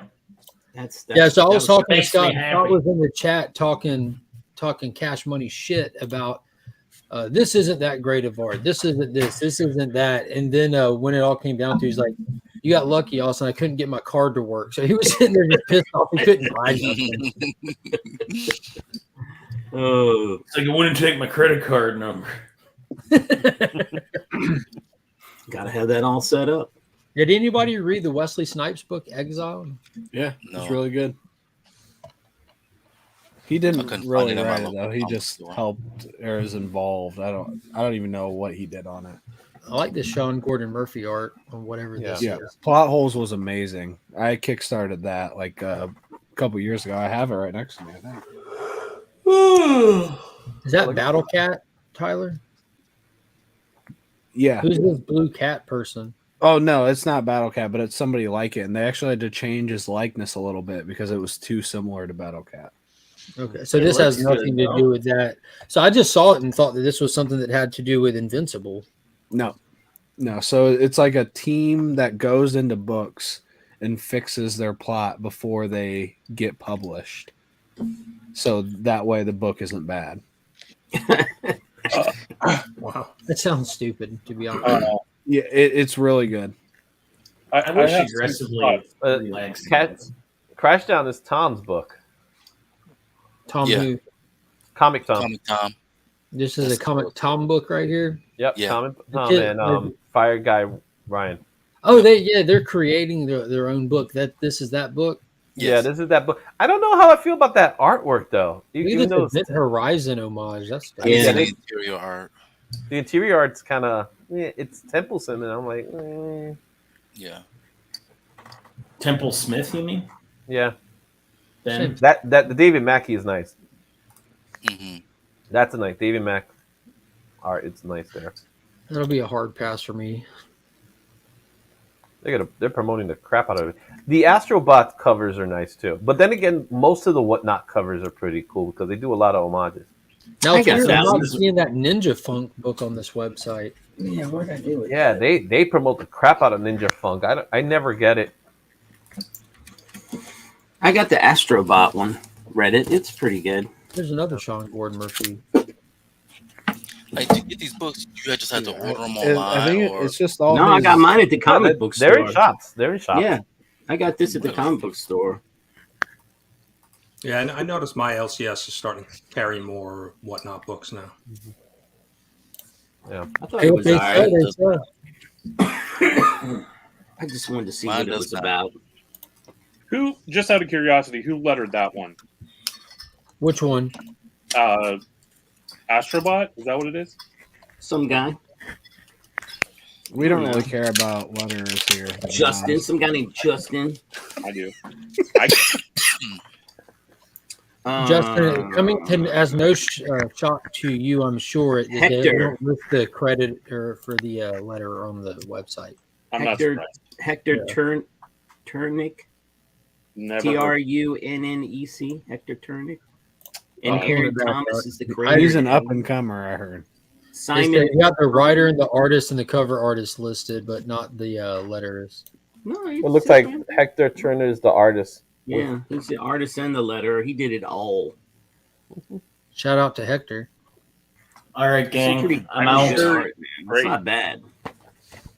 It's not bad art. I think that's what I liked about it. I was like, I think I'm going to pick this up. Don't comics just kind of letter themselves?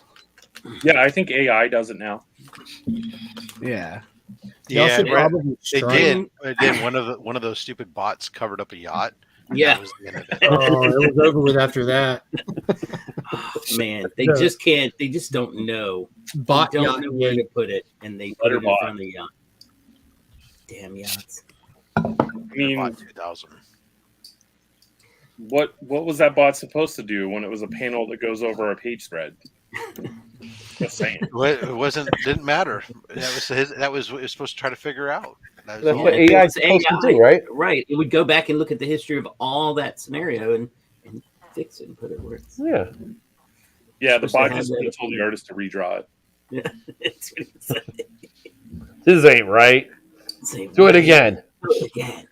The bot should be the the AI should be the editors of the Whatnot books. They'll probably be better books. Just remember, the artist is always right. No, they are not. They say so. Oh, did y'all see where his name Kevin Porter? He plays Batman in a lot of like the high end production fan fiction stuff, like for Bat in the Sun and stuff like that.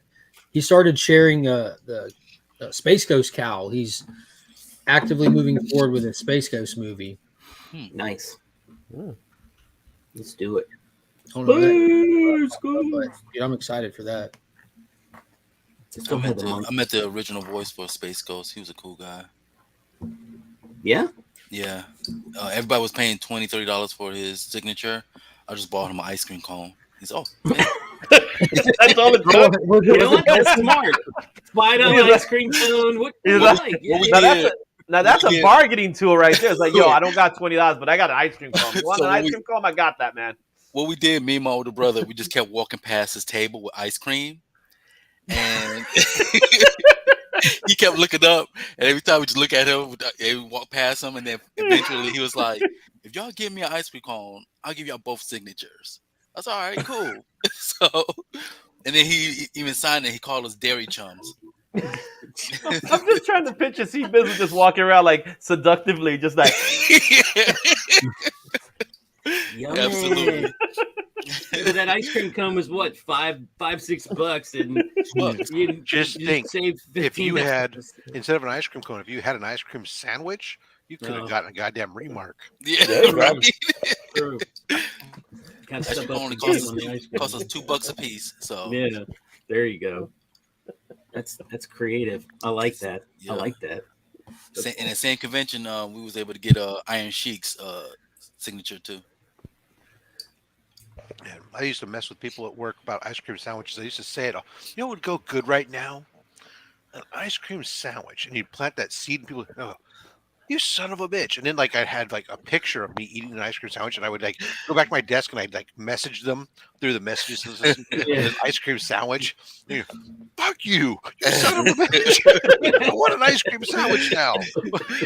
I got some in my deep freezer as we speak. I tried to do that last night after that veggie meal we had. I was like, this would be really good right now. It's a chocolate shake. I think we should go and get one. I got the calories. I can take them now because I had all that veggie shit. Yeah, I had all this veggie stuff. Let's get a chocolate shake.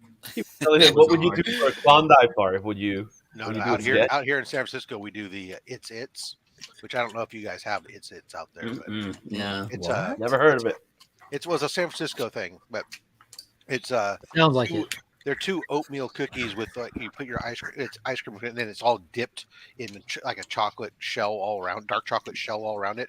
They have vanilla and they have mint and some other stuff. But my favorite is they have a cappuccino flavored ice cream.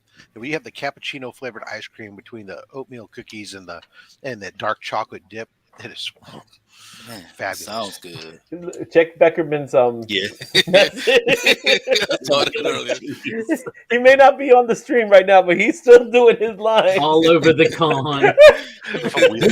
No, I don't have money for a shake, but I got this wheel of cheese.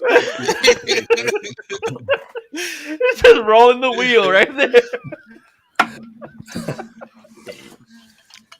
Do any of y'all play video? But hold on, wait a second. I want to say, so now if you go to Frank Miller and you give him cheese for his signature, does that like because of what his signature looks like? Is that not just like the dick cheese?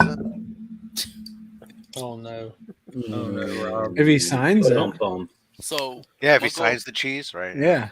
My goal today, I'm going to Texas Frightmare, and Keith David is going to be there. The voice of Gargoyle. Mm-hmm. So I got my Gargoyles #1. That's what you know Keith David from, just Gargoyle. That's it. That's it. They live, and baby. They live, yeah. They live. That fight scene was fucking phenomenal. Yeah. So I'm gonna try to get my Gargoyles #1 signed by him. The OG one? No, the Dynamite. Oh. Yeah, the David Nakayama one. Mark, I'll probably have to start playing video games when I win that PS5 off of DJ Links. You mean when I win it? You don't. Did you ever watch HBO Spawn? Oh yeah. Yeah. Oh yeah. You guys all want it. So the irony is I'll probably win it because I have no desire for a PS5 and no way to use it. So I'll sit there and I'm gonna get if I win the PS5. If you win a PS5, you can do whatever if you want. But I won't know how to use it until I can buy my own that you can put a disc in. I'm just gonna put it up next to the TV and let it sit there and shoot pictures and be like, "Here you go, here's the PS5." I'll use it to hold papers from blowing off my desk. I'll put it by the TV. I'll get on YouTube and I'll start watching videos of video games and sit back. As a gamer, y'all hurting my feelings. I was asking about video games a second ago because I know yesterday they started releasing the footage for the new Spider-Man video game, and that looks a lot of people are all excited. I couldn't care less. It looks cool, but I have no desire to play it. I don't video game in general though, so it's not a knock on that game, but it looks really cool. Kraven seems to be the bad guy. He's got the symbiote suit. Miles is in there with all kinds of new powers and stuff, and it looks like a Spider-Man game to me. Like I used to play video games and stuff, and you get a new Spider-Man game like once a year, like Friend or Foe and all that kind of stuff. And I remember Web of Shadows. You just click the joystick down. Web of Shadows is a good game. So none of this shit looks new to me one bit, but it still looks fun. It just seems The graphics are amazing. That's for sure. Yeah. Mm-hmm. But I grew up with Atari and Sega. So what are you gonna do? You had Sega as a kid? I had Atari as a kid. Okay. And then ColecoVision. when I got married, I got Taylor says, okay. when I win the PS5, it will be for sale for the low of New Mutants 98 raw high grade. Well, I don't have it raw. Let's see here. A lot of Liefeld love going around these past couple of weeks. Is it His raw? whatnot was hysterical. Yeah, he's the best, isn't he? Yeah, like whether you're buying something or not, that's better than watching TV. Like he is Want a raw? last. I mean, I watched for like 45 minutes the other day. Here you go, raw. Facsimile? No, this is the real deal. This ain't no fact. I don't believe you, Izzy. Of course you don't. Well, like rats. Last time I believed you, I thought I was going to see a rat. So you can't always get what you want, right? So you said there you go. Look, now you see it. This is not no raw. This is the real deal. Well, you pick anything up?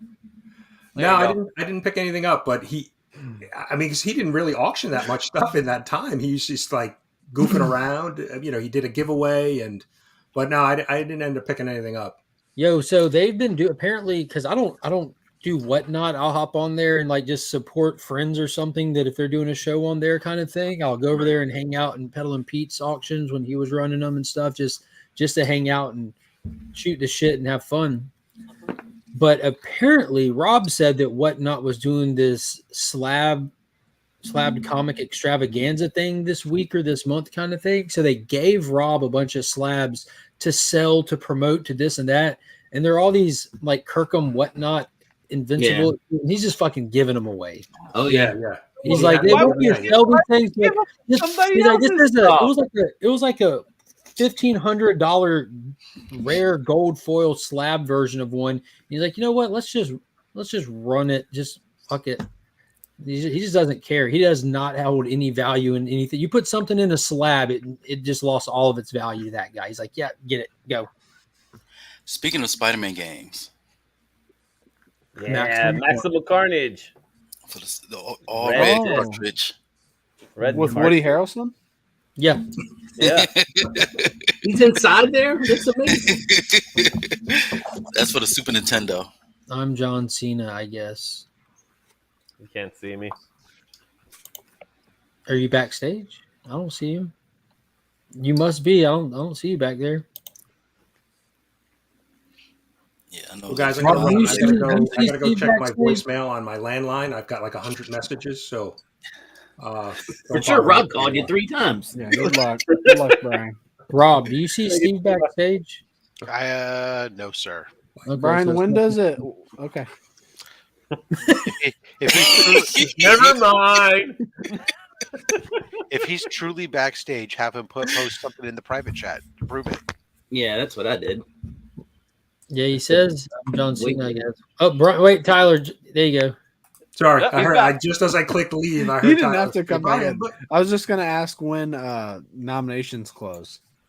It is August. So we have a long time. Yeah, so we've got plenty of time. Oh yeah, that's just for noms. Damn. Yeah, nominations close 8/5, August 5th. Okay. No, I didn't see you, Burke. I'm sorry. Okay. Cool. Thanks, Brian. Yeah, plenty of time, but get them in early. Mm-hmm. Tell you, Steve has been wearing that. Don't go anywhere yet, Brian, because Steve included you in this. He wanted us to see it. It says Rob, Izzy, Mark, Tyler, Justin, Jim, C. Bizzle, Brian. So it's all C. Steve. Hi, Burke. I'm sorry I missed your comment, bud. He almost had it in listed order of the way our screen is. He did before Brian did. And I bounced, right? He's thorough. Ooh, Entertainment USA says that Shifu Bar is an embarrassment. All right. Bye, guys. Bye. Brian. Oh, Brian, by the way. You're telling me that an Arnold Schwarzenegger Netflix comedy show didn't. Are you trying to see an impress me. Oscar-winning performance by Yeah. Arnold just Schwarzenegger? saying. This It's was like made for a fully specific audience, and yeah, it's a I mean- silly, easy watch. I'll be honest. I only watched like a few episodes. I enjoyed every episode more than any episode of The Mandalorian season 3, and it wasn't that good either. It just is like, okay, I enjoy this. wow. I'm trying. Has anybody watched any of the? See, and I haven't even watched but 2 episodes of The Citadel. On No, I heard that it's hard on to watch. Prime. Like, Never is that seen Yeah, the military one? I don't mean it's bad. I mean, like, I heard it's like intense. No. It's oh balls. It's got the guy that played. That's the Russo brothers show, right? Yeah, it's got the guy. Well, it's got Stanley Tucci in it, but it's got the guy from Game of Thrones, the Rob, the young. Oh shit! What is his name? Rob Stark. Yeah, it's Rob Stark. Whoever played I Rob don't Stark, even he's know the, his name. he's the He's not- main, Liam Neeson. he's the There it main, is. yeah, he's the main character, and then it's got the Jonas Brothers Indian wife. Well, that's why in it's it. hard to watch. Man, It you're has the good Jonas with Brothers. names, Jim. I feel like I need to log off and go start watching it right now. No, but I mean, it's supposed to be like a spy thing, and they lose their memory. And I've watched a couple, and I'm like, Well, they're definitely doing a good job concealing their identities. yeah, that's just me. Okay, that's just me and my Pierce early Brosnan? Alzheimer's. Kit you know, Harrington wasn't. That's Rob it. Stark, was No, it's That's not it. Kit Kid Harrington is that Black Knight? And No, Pierce no, Brosnan. that's Jon Snow. The Priyanka Rob Stark Chopra? is, that might be it, right? I don't know her name. I didn't That's think it. that'd be Rob That's Stark. the one. Spider Boy? I I'm forgot gonna who it look was. up now. Hold on. I'm already looking it up for you. Richard Madden. Yeah, that's him. Is it Richard The Madden? one that played the It's Richard son. Madden. He just said it 5 times. Is it a DC or Marvel book? Yeah, right. Richard. Is it a teen book? Like, would teenagers read it?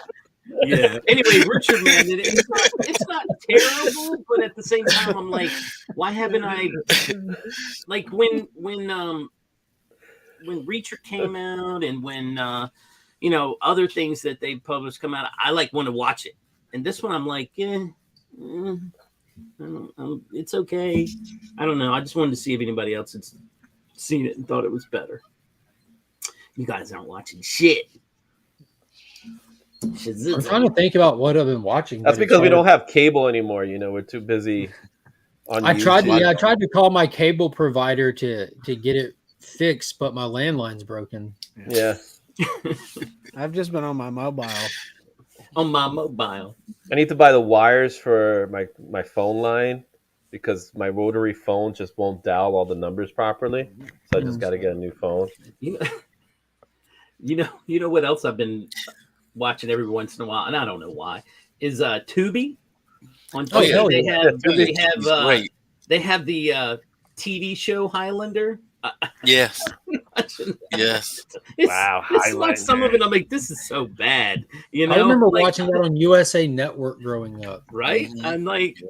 I look My- back at this is The other bad. day, my wife was watching That was Lorenzo Stargate. Lump or some You ever shit. seen Stargate, the old TV show? Yeah, the TV show, yeah. And it's like it's the same set. The whole show is just one set.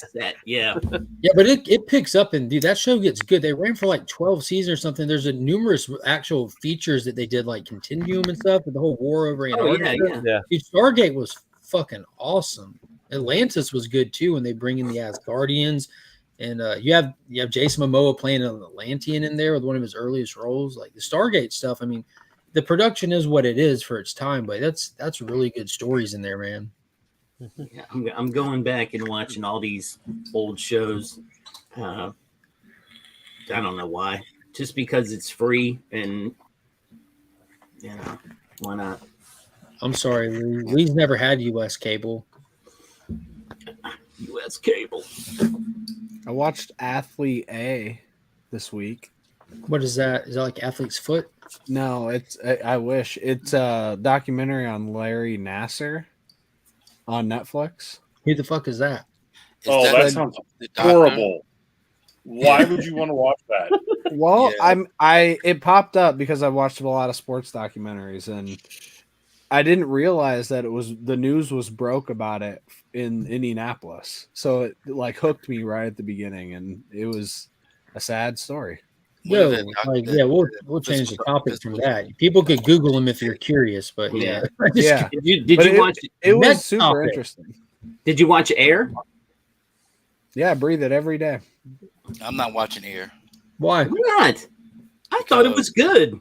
Yeah, it was good. Now, are you talking about the Michael Jordan? About the even though Matt Damon is nowhere near an Italian. I gotta hear this. No, wait a second. I am a Detroit Pistons fan.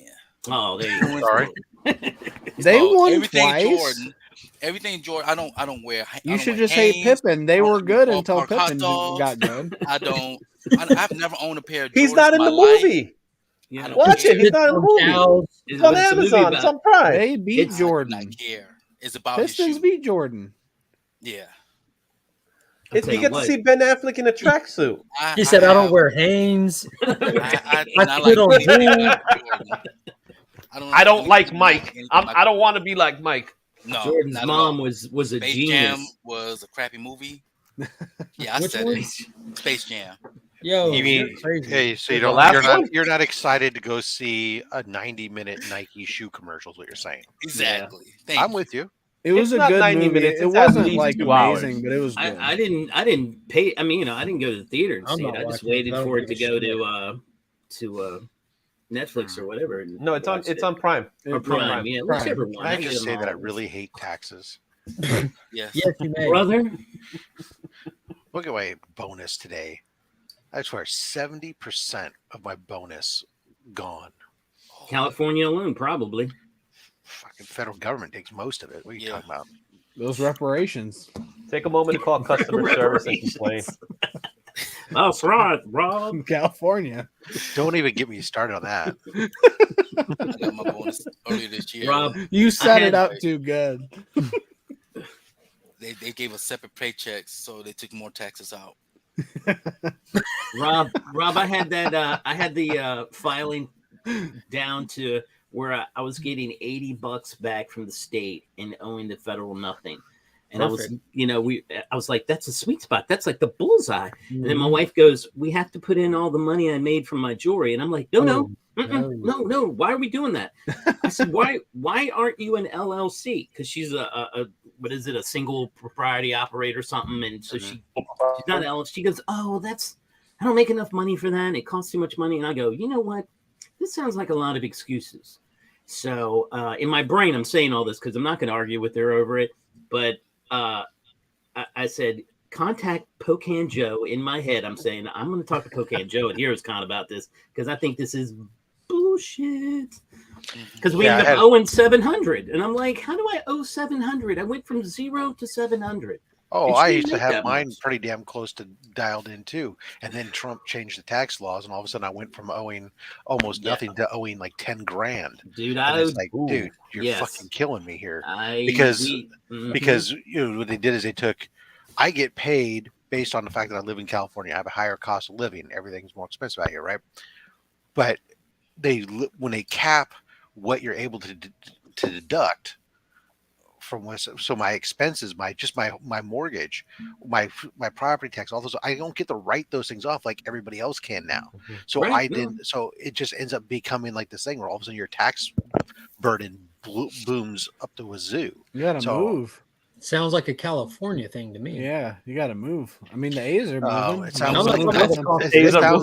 sounds like punishment of certain people because their state voted against a certain. You got to go to Wyoming. That's where you got to go. It's more punitive government by the Republicans because they want to punish their enemies rather than treat people equally. Exactly. And if you do leave California and don't come to Texas, we got too many Californians down here. I don't want to go to First of all, I don't know. You got to move, but just don't come here, man. We don't want you. The activist from that was rich. Well, I enjoy an area. There's one area in Texas I do enjoy, Seguin. Yeah. I would not move to Texas. No. There's too many other problems.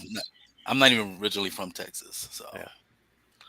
I to be honest, if I was to leave this state, I don't know that there's another state I'd move to either, because I think they all have problems.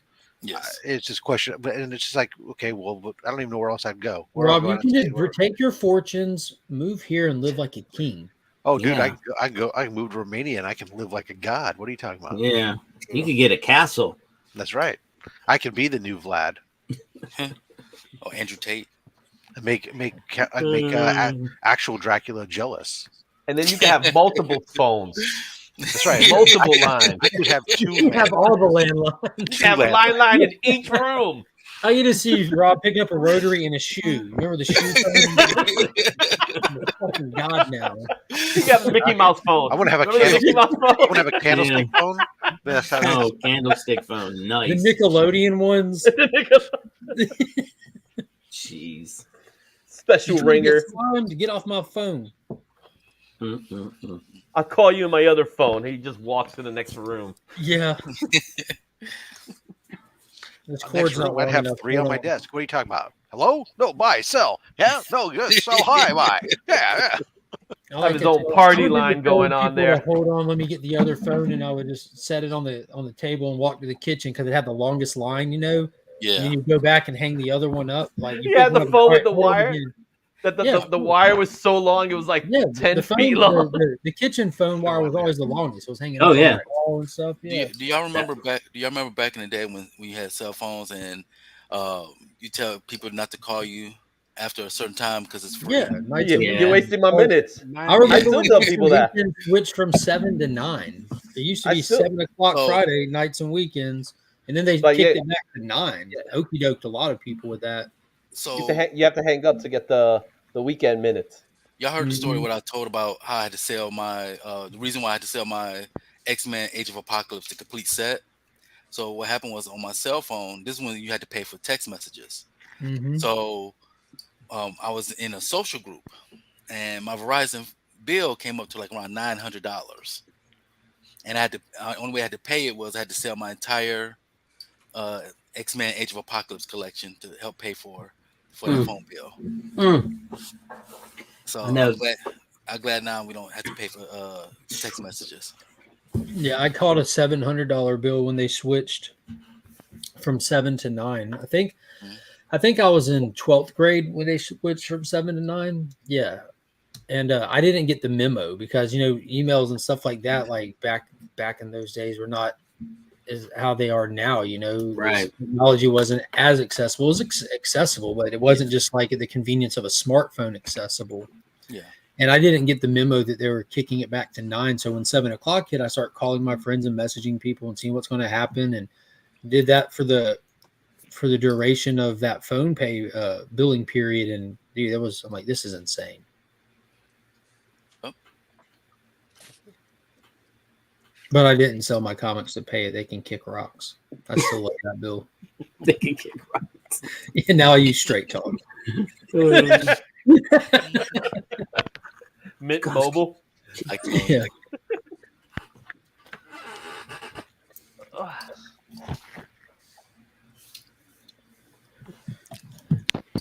Anybody else excited about the news? Starting in September, Image Comics on sale Tuesday. They've hated. Well, you know what I wrote. Everyone's hated it doesn't Diamond matter. for My 2 LCS years. is going to have it for Wednesday. Yeah, it depends on the LCS, right? Yeah. Yeah, but I'm going to sit here and just talk shit the whole time, my all the way to every Tuesday. Yeah, because but what's going to happen eventually? I mean, LCS can take it two ways. They can get a big enough stock of books available to sell on Tuesdays and put them out there, or they can just still be like, well, we'll just wait for all of them to get here. Once they're all here and available, put them for sale. And it's not a matter of them being there. The Lunar stuff ships earlier than Diamond stuff. Like unless it's on a truck. It's not week. It's not just in a certain area. That's everywhere. Like come Thursday, DC Books and whoever puts out that Merc magazine stuff, that stuff is sitting in the shop waiting for next week already. Yeah, some books arrive as early as Friday. But what I think it is, it's the different shops have different setups too. Like my LCS has a whole staging area where they can put books out and work them out and check them off the list and unbox them without them being in the way of the shopping area. Not all shops probably have that convenience, and they have to wait till like the night before and do all their subscriber pooling and placing and all that the night before. So that I think that goes into people's decision of It when to goes put part them of out. it. The other part is staffing too. It's like it require they want to do the staff accordingly to do that extra poll work and stuff, and they just want to do it at once. They don't want to have that staff for 2 different days. Yeah. Do 2 different sets of sorting and stuff. Yeah, but can you like for what my shop owner said is he loves the fact that they get rid of that early because that means he gets to not be rushed. He doesn't have to staff to do stuff. He can just do it over the course of multiple days, just rinky dink with it. And if he has to stop to do something and rinky dink with it. Books and subscriber pools, and like it takes away any kind of like time limit workload. And there's some LCSs that they're not open during the full week, so they'll be off on Monday or something like that. So then that's when they'll do their their stocking on Tuesday, so it messes with their stocking in that way. But because I know one shop they start putting their books up on Tuesday, but they're not on sale until Wednesday, and the book's right there to see, and you're like, I don't know with mine. I just know that they complain about some stuff on that from people's standpoint, but I know that they got like 12 people working in that shop, so they've got space. That's they've got a huge everything else. shop. It is because it's a very big. There's one register, it's the comics register. There's another register which is and kiosk, which is nothing but dice and miniatures, and there's a whole other one. It's because it's a gaming shop and a comic shop all in one. Actually, I need to get off my ass and schedule the shop tour. But they did someone say rinky dink? it's a big shop, and so they have staff. They could do it. It's just a matter of them wanting to do it. And I think the comic book manager himself, who's a crotchety bastard, I think he just doesn't like change. Yeah, that's fair too. I mean, it's his shop. So is Boom Studios the only? It's not his shop. He's just the comic manager and the general manager of the shop. The owner is a completely different ball wax. She's very nice. I think like Dark Horse. I think there's some other ones still with Diamond, like smaller ones, but Boom's the big one now. DC and Image with Lunar, and but Lunar's Penguin got a couple like small ones too. I think too. Yeah. Well, that's the Merc magazine. When I know those come out, I don't know if there's another one or not. I think that's the Comic Elite guys stuff, isn't it? The Merc magazine stuff, like Miss Meow or whatever it's called. I just know it because John Jang did a couple of covers for one of the book for Merc magazine. They were pretty cool. But I had to buy those via Kickstarter because that was before they were in distribution through your comic shop. My shop orders a couple copies of them. They don't like stock heavy on them. Yeah. Diamond really did it to themselves. It all started with the Rona stuff, and it just got worse and worse from there. It started way before that. Yeah. I just think it got highlighted. Well, the people have left Diamond before, and it didn't work out, and they came back to Diamond. But then when Rona hit and Diamond said, "We're not shipping books," DC said, "Go to hell." Yeah, it really got bad then. And that's when there was actual other options too. Like since the last time comics have tried to leave Diamond, which is, again, this isn't the first time, distribution has changed. Distribution is such a more accessible thing too these days with so many online stores and stuff like that happening since the last time. Like there's options out there. No one's just explored them again in a long time until the Rona. And they're clearly not coming back. DC is very, very successful and happy with where they're at. Lunar is great. Everyone seems to like Lunar. I think the shipping's way cheaper too and faster. And if I don't know if I don't remember the other one's name, but when they left Diamond, they used 2 different shipping companies. It was like Lunar and something else, but they put stuff out via 2 different ones and see how it worked out, and then just moved everything over to Lunar when that was the Source Point more Press superior. Lunar. What is it? Is Source I Point think Press? so. Yeah. Yeah, Source Point Press is with Lunar. Yeah, they were Lunar. I'm pretty sure Lunar is out of my city as well. I think, or at least one of them is. Everything's out of your city. Yeah, DCBS is out of Fort Wayne. So my shop just goes drives and picks them up. I don't think people need to ditch Diamond. There's nothing inherently wrong with Diamond. They just people have chose to keep them. They were, like I said, people have left them before in the past. They just were more happy with Diamond when they left.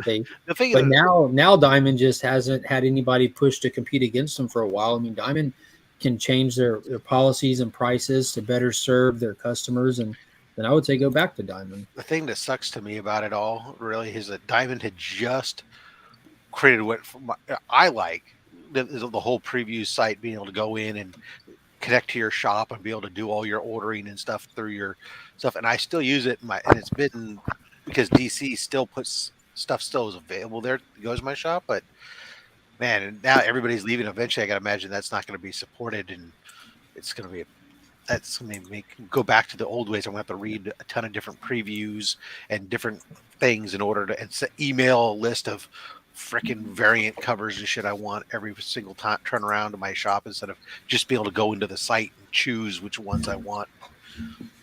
Well, they're definitely not a monopoly by definition. They definitely are They owned the entire distribution. They were for a very long time. They had been for a long time, but they haven't been for a while. Like, even if you go back, like you see where Phil said he's been using Lunar via a discount comic book store since 2005. But it's not like you had much of another choice. It was really on the comic book companies, you know what I mean? Like, they're the ones choosing to go with Diamond and stuff. There's other distribution places, they just didn't use them.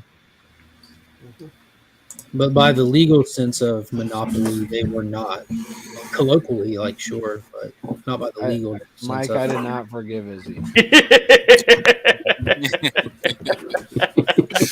Yeah, that competition is going to be great, because when it comes down to it, that competition is really going to serve and help the comic shops more than anybody. You know, yeah, the prices printed on the book are the same for us, but as long as our stores are thriving, that means that we're going to be doing good. Unless the multiple shipping costs outweigh their savings.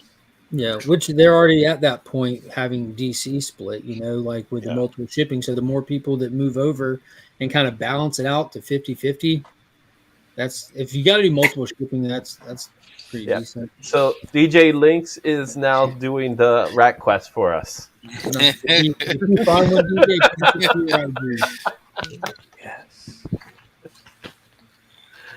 There ain't no way. I was super excited when I went to the shop this week and I'd seen the Spider-Man 2099 omnibus on the shelf, and then I picked it up and realized how thick it was. There ain't no way I could read this book. It had to be like I could barely get my hand around it. I was like, God damn, that's a freaking. There were two covers for it too. Oh, what does it cover though? Does it cover like the entire run, or? One of the covers was number one. I think it is the original number one, and then another cover was one I had never seen before. I don't know if it was a new cover or what. Oh God! I was hoping Rob would know, but maybe not. There was only one at my store. They don't do a booming omnibus sales at my store. They do good trade paperbacks and good, issues, but omnibuses are not a thing apparently at our store very much. My guy took off all his slabs and threw them back up on eBay. He had started a nice little slab wall at the store, and then he's like, nope, they're not selling enough, and he put them all back on eBay. Or maybe you put your prices at market price instead of like. Yeah, I mentioned. You could have left them on the wall. Like, my shop has slabs in a glass case, and the books that are cross promoted, he has a sticker on that says cross promoted for a different sales platform. It's such a small shop. I think he just didn't want to waste the real estate. He'd rather put trades up there and other things that he knows will sell right off. You can pull right off. And I don't think that, I think some of his prices were a little high. What? Hey, what's going on, guys? What's going on? Skinny bitch. Oh, whatever. Look, I'm big. I'm big as hell. What's going on? I'm big as hell. Well, I just wanted to say good morning, guys. It's been a while, but I do watch you guys on Fridays. Man, I'm just so busy on Fridays with work. I just wanted to take this quick second just to say what's up to my favorite people in the fucking world. You guys are amazing. Everybody in the chat. Bert's not here. No. he's a good guy. He's one of my best friends in this place. But you guys, man, you guys are amazing. Just I'm so glad that you guys get to do this every Friday, and I wish I could step in a lot more. I'm gonna take a Friday off one of these days, and I'm gonna be on. But to everybody else, I hope everybody has a good day. Hope you guys have a good day. Let's fucking rock out with our cocks out. Damn, that's way too early for this shit. Anyway, Jam out with our you already know. Wow, there you are then. All right, y'all. I miss y'all. I'll see y'all later. Oh, Mark. My team number 1 came in. Signed in slab. Oh shit! You know what's Yeah. Panda, I just got an alert that there's gonna be in August. I got a local toy and Comic Con coming up, and they get the star appearances are the 4 voice actors for the Turtles from the the new movie. No, from the original cartoon. Yeah. Okay. I might have to send you a poster that I have. So. Oh, I don't know if you're good. Are you going to go? I'm sorry, I didn't even ask if you're going to go. He's not going. He just wanted you to fly out. I'm thinking about it just because it's right around the corner and the price seems to be right. It's going to be like a 3-day show. It's like a toy and comic show, so it's going to have a lot of shit I don't care about. But it's toys and comics. Yeah, I don't give a shit about that. Well, the toy stuff. But it's going to be 3 days, so it's going to be it's not just like a 1-day show. It's gonna be. So I expect it's gonna be pretty good. Yeah, so I'm keeping my eye on it right now. But I was like, I noticed. Okay. I was like, oh, damn, that's the 4 voice. I know some people who'd be like fucking excited about that. Yeah. Their Shit. Thinking about it, I probably wouldn't send it to you just because they're 4 voice actors, and unless they're all 4 sharing a table, it's not even gonna be worth getting into one of their lines just because. You know what I mean? Like. Well, then again, I don't know. I assume that they're all going to be sitting together because a lot of people are going to be getting like all. It'd be stupid because you're going to be getting. Right? You probably you're going to go down the line and get all 4 of them to sign whatever it is, unless you're bringing like a. Plus, you're not waiting in line, Panda. Rob would be. Yeah, I know, and that's exactly what I was just thinking. I was like, I wouldn't want to make Rob stand in line for some shit he doesn't give a fuck about. No big deal. I'll tell you what, Panda. If it starts looking like I'm going to go, I'll ping you. Okay. Hey, thanks a lot. All right, guys, I'm going to head on in. Thanks a lot for having me on, Mark. You guys are amazing. I love you guys. Everybody in chat, have a good day. All right, brother. I'll fuck off now. Rob, man, you need to come to this toy expo in PA. They're going to have a once-in-a-lifetime convention, man. They're going to have the people from Land of the Lost and Sigmund and the Sea Monster. Oh my God! Everybody, send your stuff to Rob. He's gonna go to all the toy shows. He's gonna stand in line for every single one of them. Just give him a call. Now they had this. Oh no, that looks like the kitty one. Dragon Ball Z. The problem with toy shows are a lot of it is modern stuff that I don't care about, and then the stuff that is there that like tickles my nostalgia fancy. That shit's like expensive. And I'm like, it's totally expensive. And I'm like, oh, if I spent my money on it, then I'd get it, and I'm like, oh, cool, look, I have this, and I go. Now what am I going to do with it? Where am I going to put it? What am I going to like? I get myself one of those 2 foot with a 24-inch tall Shogun Warrior figures. It's like what would I do with it then? Yes. Where would I put it? You put it right there with the wall. Yes. It doesn't go with any of my decor. Just put it in my right house. in the wall, right in the middle of the wall, right there. Just let it hang. Look, here we go. Look at that. I had to have it. Who doesn't want that? You can't be honest with me. The one thing I've tried to be very good about and not go to toy shows on is because I have a desire to be a guy who collects old wind-up robots and stuff. And danger, Will Robinson. Oh, dude, that's great. No, but I want to get like I want to be like. I'd love to have like a collection of vintage wind-up robots and type stuff, But but again, it's like that just takes up space that I don't have. Whereas comic books, at least, I can put 100 comic books in a small spot. That'd be like 2 of these robots, and I don't have. All right, hear me out, Rob. Stay with me. Sell all your Nightmare Before Christmas shit and put your little rockets and robots up there. And then 10 years from now, sell all your rockets and robot shit and put your next thing up there. I tell you, the problem is that the Nightmare Before Christmas, like the Funkos, first of all, I might as well just sweep them in the trash because I'm not going to get more than a few dollars for the Funkos for the most part. But secondly, It's not that much space, to be Gotcha. honest. I mean, it'd be Yeah. some There's space. always but because like I know a lot of for me the fun part about collecting toys is just like with comics is chasing them. You know what I mean? Yeah. Especially if you want to do something vintage because Yeah. I just started doing toy content. You know, I haven't even gotten through like the shit that's like super new. I hadn't even pulled out old stuff. I collect vintage Power Rangers stuff like from the OG Power Rangers. I've got all the Zords and Rangers. I hadn't even started for that, but tracking that stuff down and hunting it is a blast. You know, yeah, so but I got I'm old talking stuff. like 50s and I know. 60s and Yeah, like my 40s. dad has like original it's- the Captain Action stuff. and money. Buck Rogers, like and I don't want it- to. I it is already a got good one thing, money but sitting behind me. I between don't need finding another. the pieces, you have time to prepare for the find. You know what I My mean? wife prefers me to be married. I only do a couple of things, Rob. I'm just pointing out the guest people that are coming. I mean, who cares about the toys? Man? Yeah, you can meet Wesley and I mean, you can meet. Although I will you be know. honest, at some point I will buy myself a Evil Knievel stunt cycle just because Yeah. for so long I've been You wanting can one meet of those. Shaka. But E-Man's in the chat. E-Man, dude, you need to hit me up actually with your email address. DM me with your email address because I will get you, since you're local, man. I will send you the invite to the big cookout in July if you and your wife are interested in coming. So, anyways, Toys are overrated. Just saying. I know you're trying to sell them all. You guys trying to sell everything. How can we get an update, Justin? Yeah, we're with 3 weeks until Heroes Con. We're getting close to that goal that I had set of money raised. No invite for you then, E-Man. I guess that tells me that we're no longer friends. Unsubscribe. Wow, that's rough. Wow.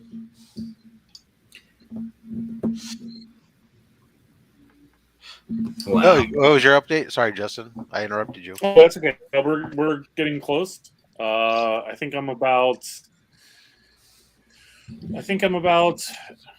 1,000 to 2,000 away from the goal that I had set. So I'm hopeful that I should be able to raise that in the next 3 weeks. I made the mistake of about a month ago. I realized I'm an idiot. I'm dumb. I should have been selling the expensive stuff first. Yeah. That's kind of importante. So what grade are you targeting? I would love to get something in the 3.0 to 4.0 range. Nice. What book are we eating? ASM1. Oh, ASM1. Mm. He needs to get himself a nice grade book so he can come back and say, "Yeah, I know you get yours early, Rob, but look at this shit." Oh Lord. Yeah, I don't. Yeah, it's important to me to do it at Heroes Con too, because I know that that's the show that I'll be able to find multiple copies of it. Yeah, I for sure.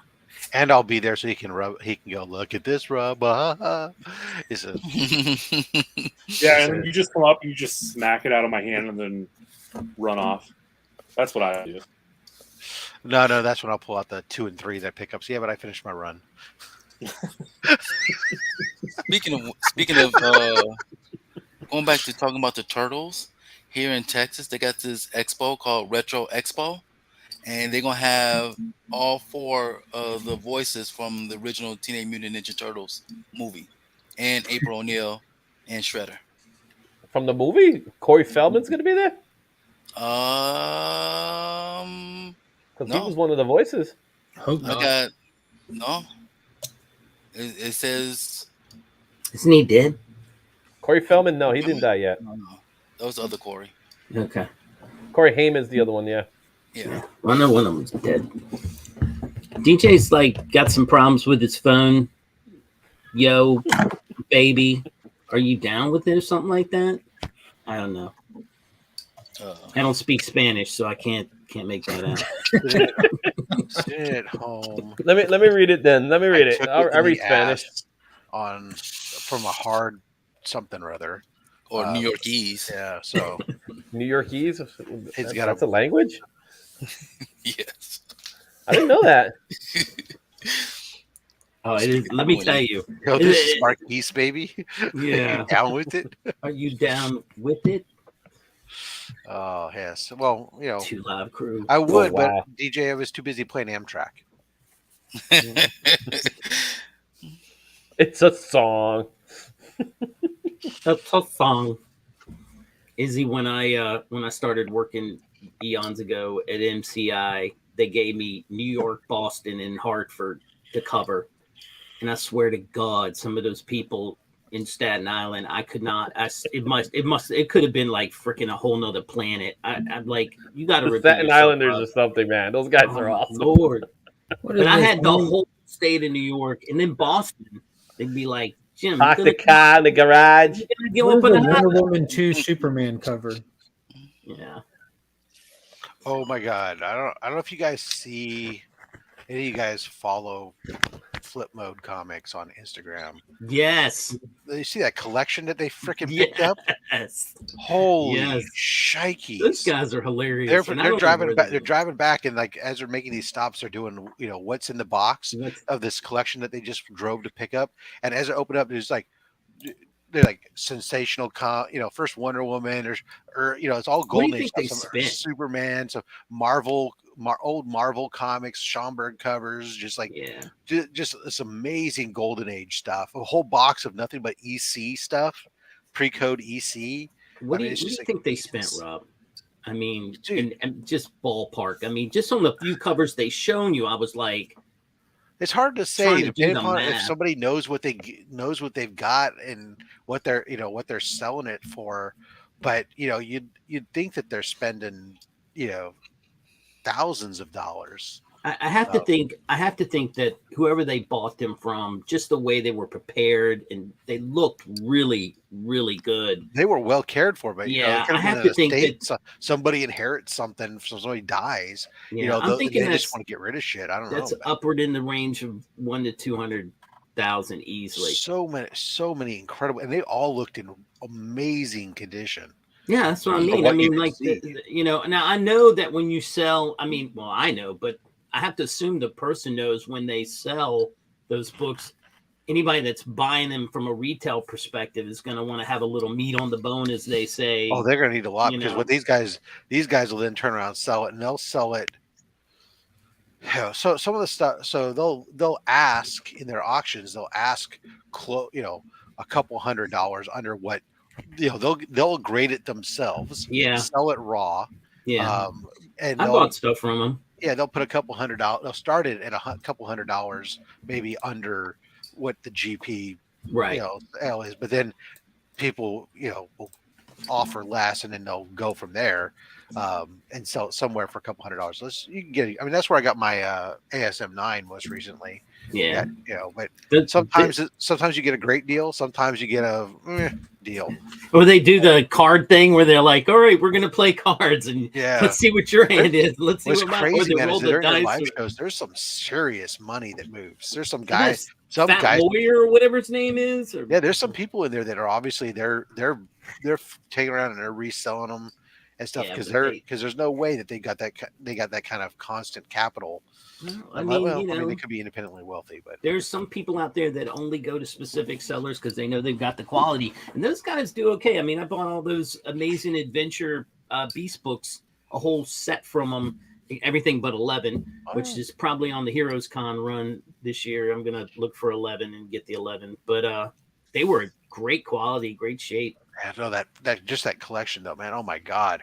I couldn't believe every time they opened that up, and you're just like, geez. Yeah, I knew you had seen that. I was like, I bet you Rob's seen that because they're just hilarious. Those two guys. But, yeah. No. Anyway, all right. Listen, I'm going out digging. I actually got permission, so let's see if the cops come. Sort of permission is better than no permission. Well, it's another apartment place, and it was built right after World War II. It was built about 1949, 1950, and it was again more to house because the base here was really starting to take off, so they were building more housing. So I'm thinking I'm going to find old stuff, Probably not anything from like the 1800s like that other one, but still some cool old stuff. But the thing is the lady that runs it said she hadn't really gotten official permission, but she said, go do this section right here, pull up some good stuff, and then we'll show it to the owner and see what he says. I'm like, close enough for me. If somebody calls the cops, then I'll just be like, look, man, this woman right here, I have her card, call her. She said it was okay. I'm just digging, man. I'm just digging. Yeah, but people are weird, man. I mean, they see you. It's I don't know. I'm not, it's just stupid, but we'll see. Hopefully I'll pull out some good stuff. If you get arrested, make sure you catch it on video. That's all. Well, yeah, that's part of the video fun. I got to see that right here and be like, what do you want? What do you want? Look what I found. I found this hat. What are you doing? No, I don't have to do this. That was my First Amendment. What are you talking about? Right.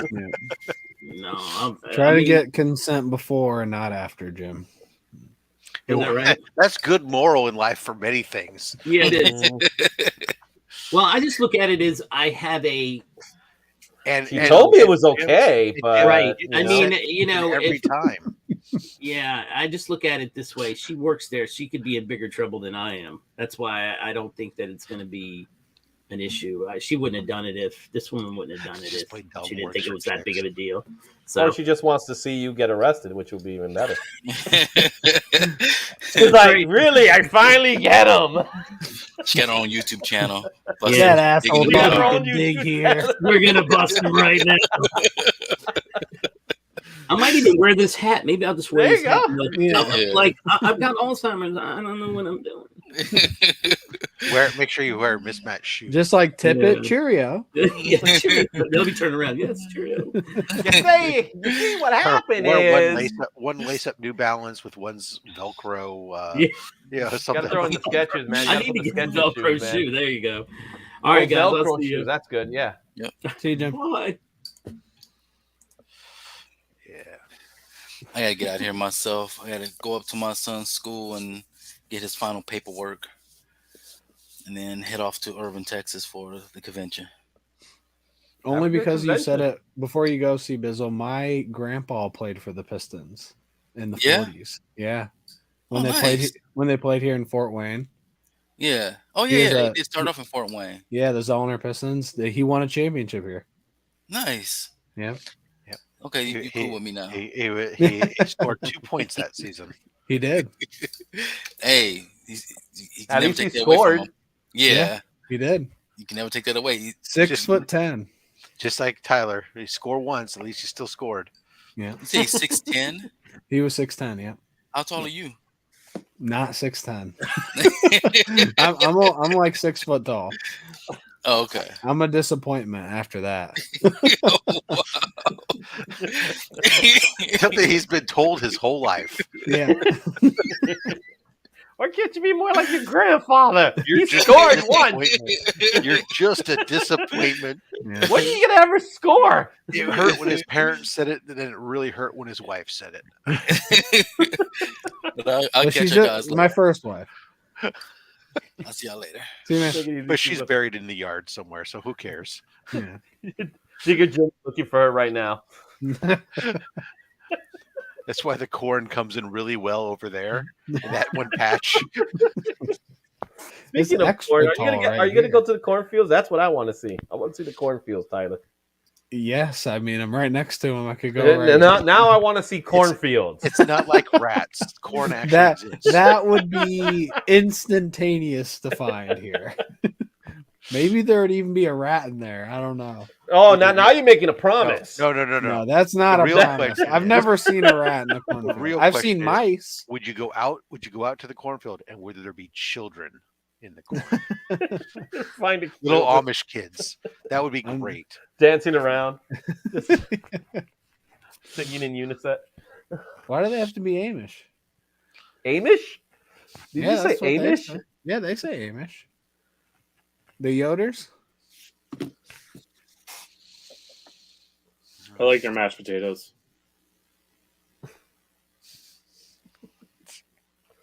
Okay. What? That's a brand of mashed potatoes. Is it? Amish mashed potatoes?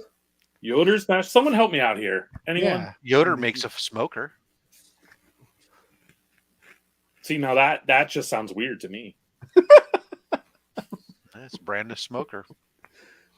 Mashed potatoes. I wouldn't know because mashed potatoes come from a potato that you boil and then mash. I don't know what you're talking about. What are you talking about? Fucking a You brand can of mashed buy potatoes. mashed Who has time for potatoes that? at the store.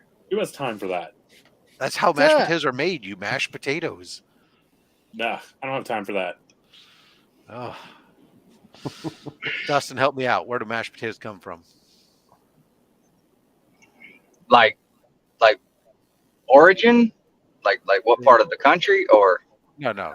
Just like where do they? What do you is there a brand? No, it's just a fucking potato that you boil and mash. From Idaho. Yeah. Bob Evans. Oh, Bob Evans is good too. They Yeah, make good mashed potatoes. yeah.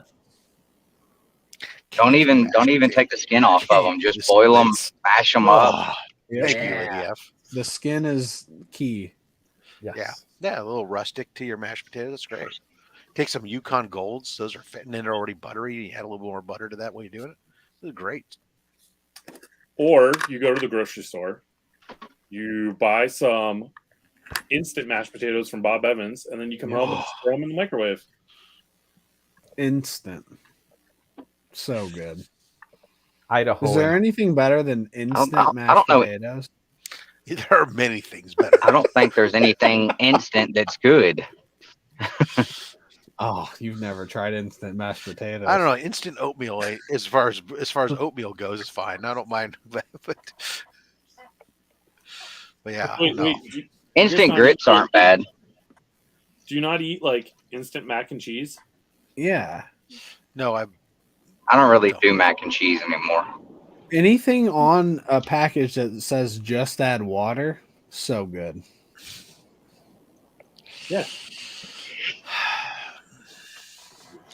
No, there's something wrong with instant mac and cheese. Like when you're just adding water to it, it's like at least with like the Kraft box of Kraft box or something. I'm adding milk and butter to the cheese powder as opposed to just adding water. That.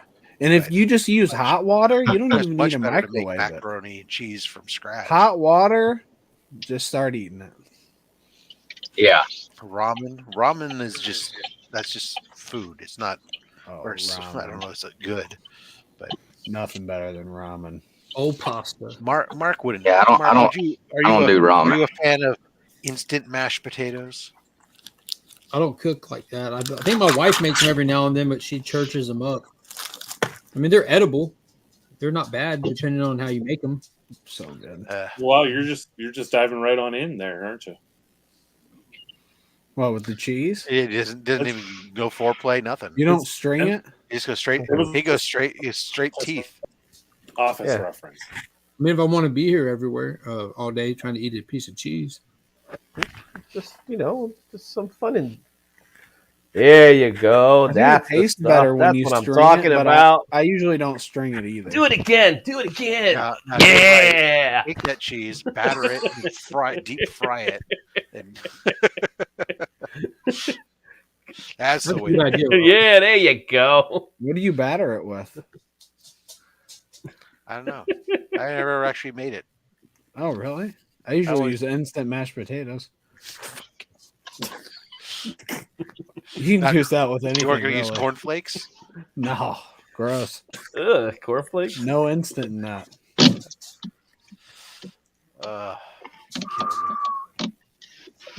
Dustin, I am working up a collection of some question. books. I have a different question.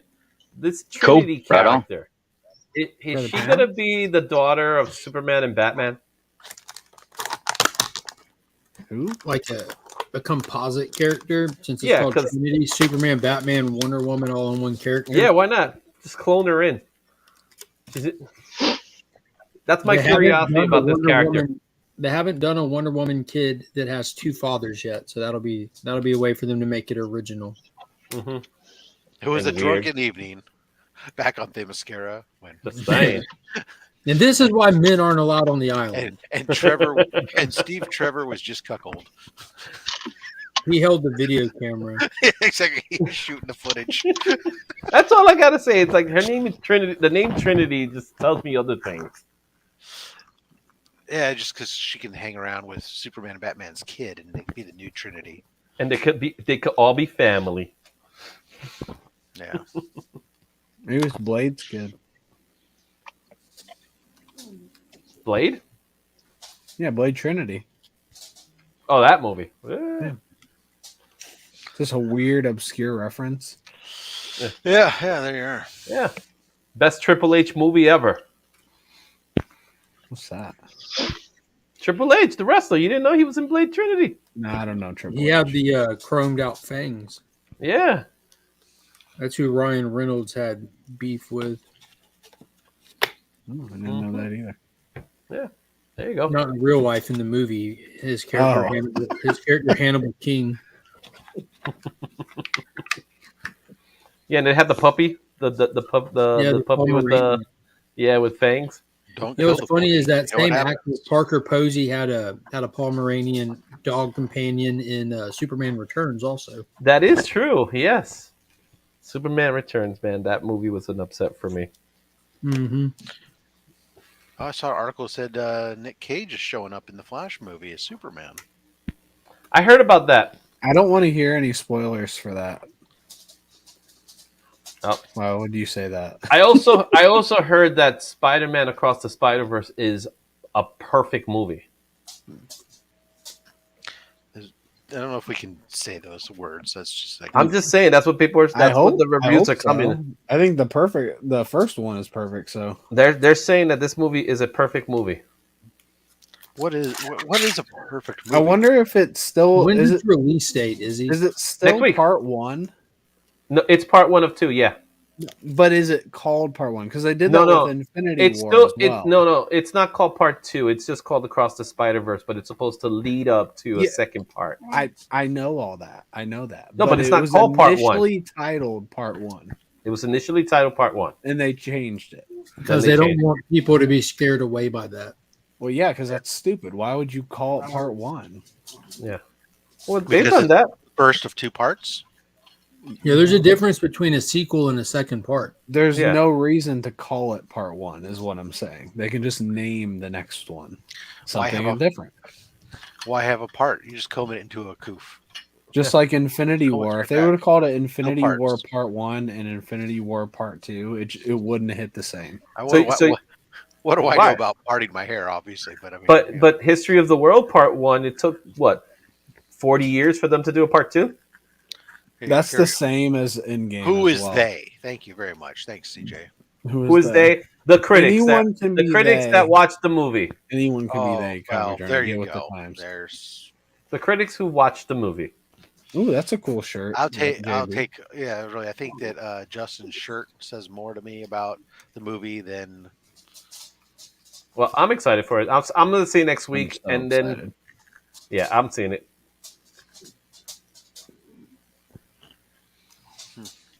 Matrix Trinity better. I think I'm seeing Little Mermaid this weekend. Yep, seeing that Sunday. I've heard good things. But who do you hear it from? People I trust. And who are those people? Because I haven't heard it. Like Dan Merle and a couple other reviewers. Dan Merle hasn't seen the movie yet. I guess not. Not him.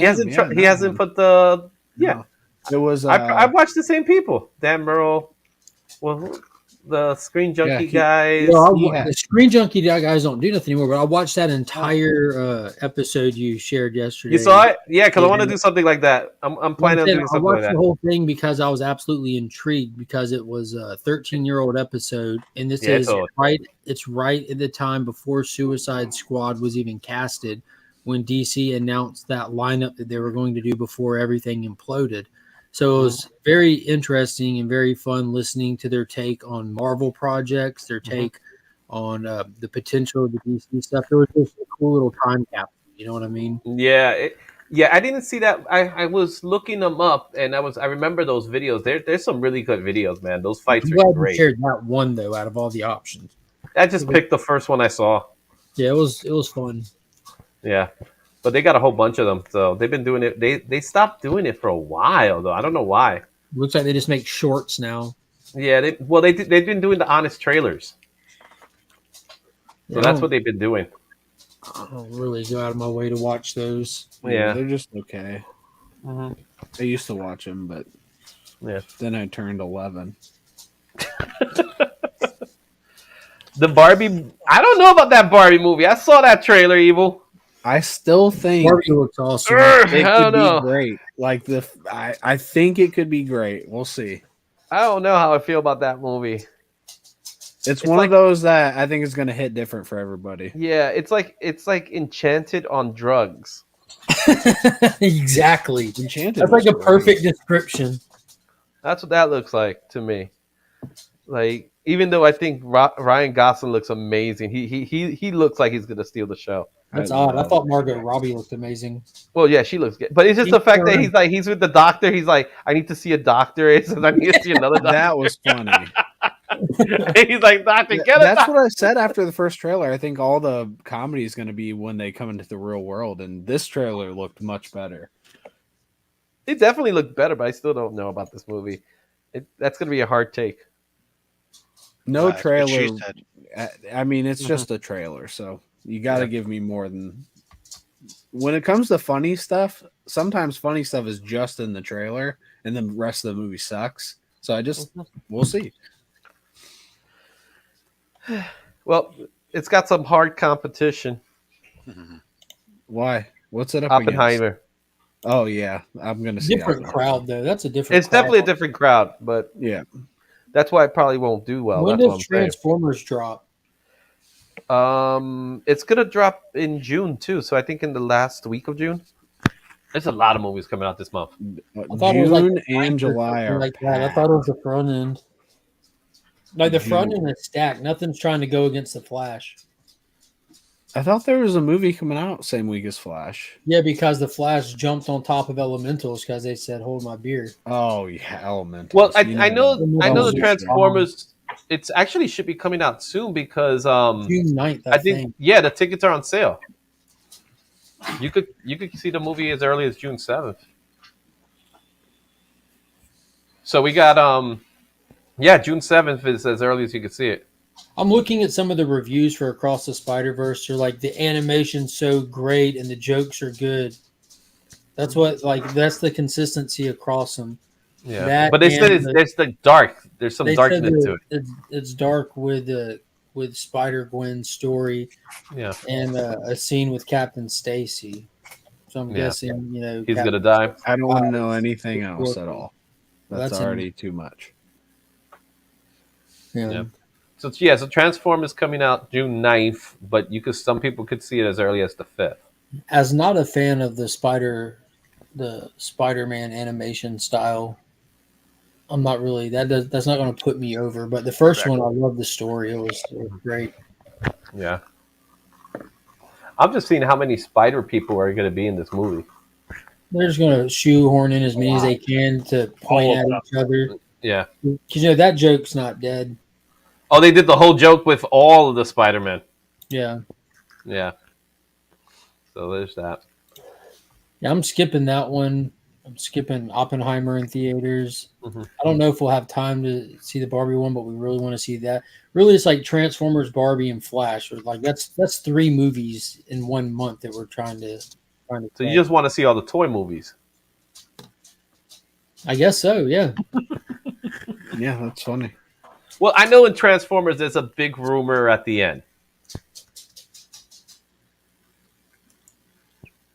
There's Why a do you big want to rumor. talk spoilers before? I'm not saying it's all rumors. I didn't see the movie. Already. It's not a spoiler. It's a rumor. It's a rumor, man. It's a rumor. That's not the same thing. No, don't do rumors. Don't do rumors. Yeah. There's supposed to be something happening. I don't want to hear rumors. I don't want to hear. Are you big Transformer movie fan? No, I will never see another Transformer. But I don't want to hear spoilers. Bumblebee's good. You should see Bumblebee. Bumblebee's really good. Bumblebee was all right, but that's It's like good. the only one that's been all right since 2. Well, my favorite will always be the animated movie. I love the Transformer franchise. Yeah. I'm not crazy about the Transformers movies because it was always hard to watch them. Esteban, what is happening? That's a pretty big caveat. It was hard to watch them. Which one? Like any of them, because when they start fighting, I'm like, who the hell's fighting? Any of them.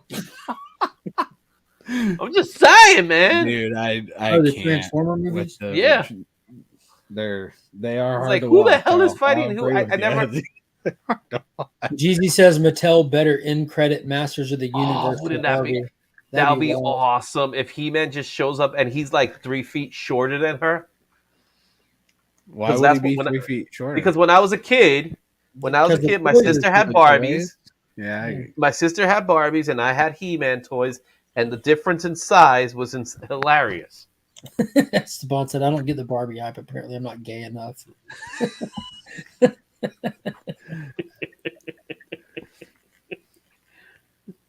don't know. It just looks good. Looks fun. My wife's excited about it.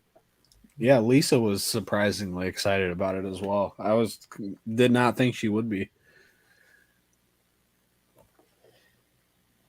Mike said they already cast He-Man. Good morning, Austin. Congrats again on that awesome score from the Liefeld. So that even on the post, it looks awesome. Can't imagine how it looks in person. Esteban thinks all the Transformer movies are trash. Well, you went from not gay enough to too gay that quick.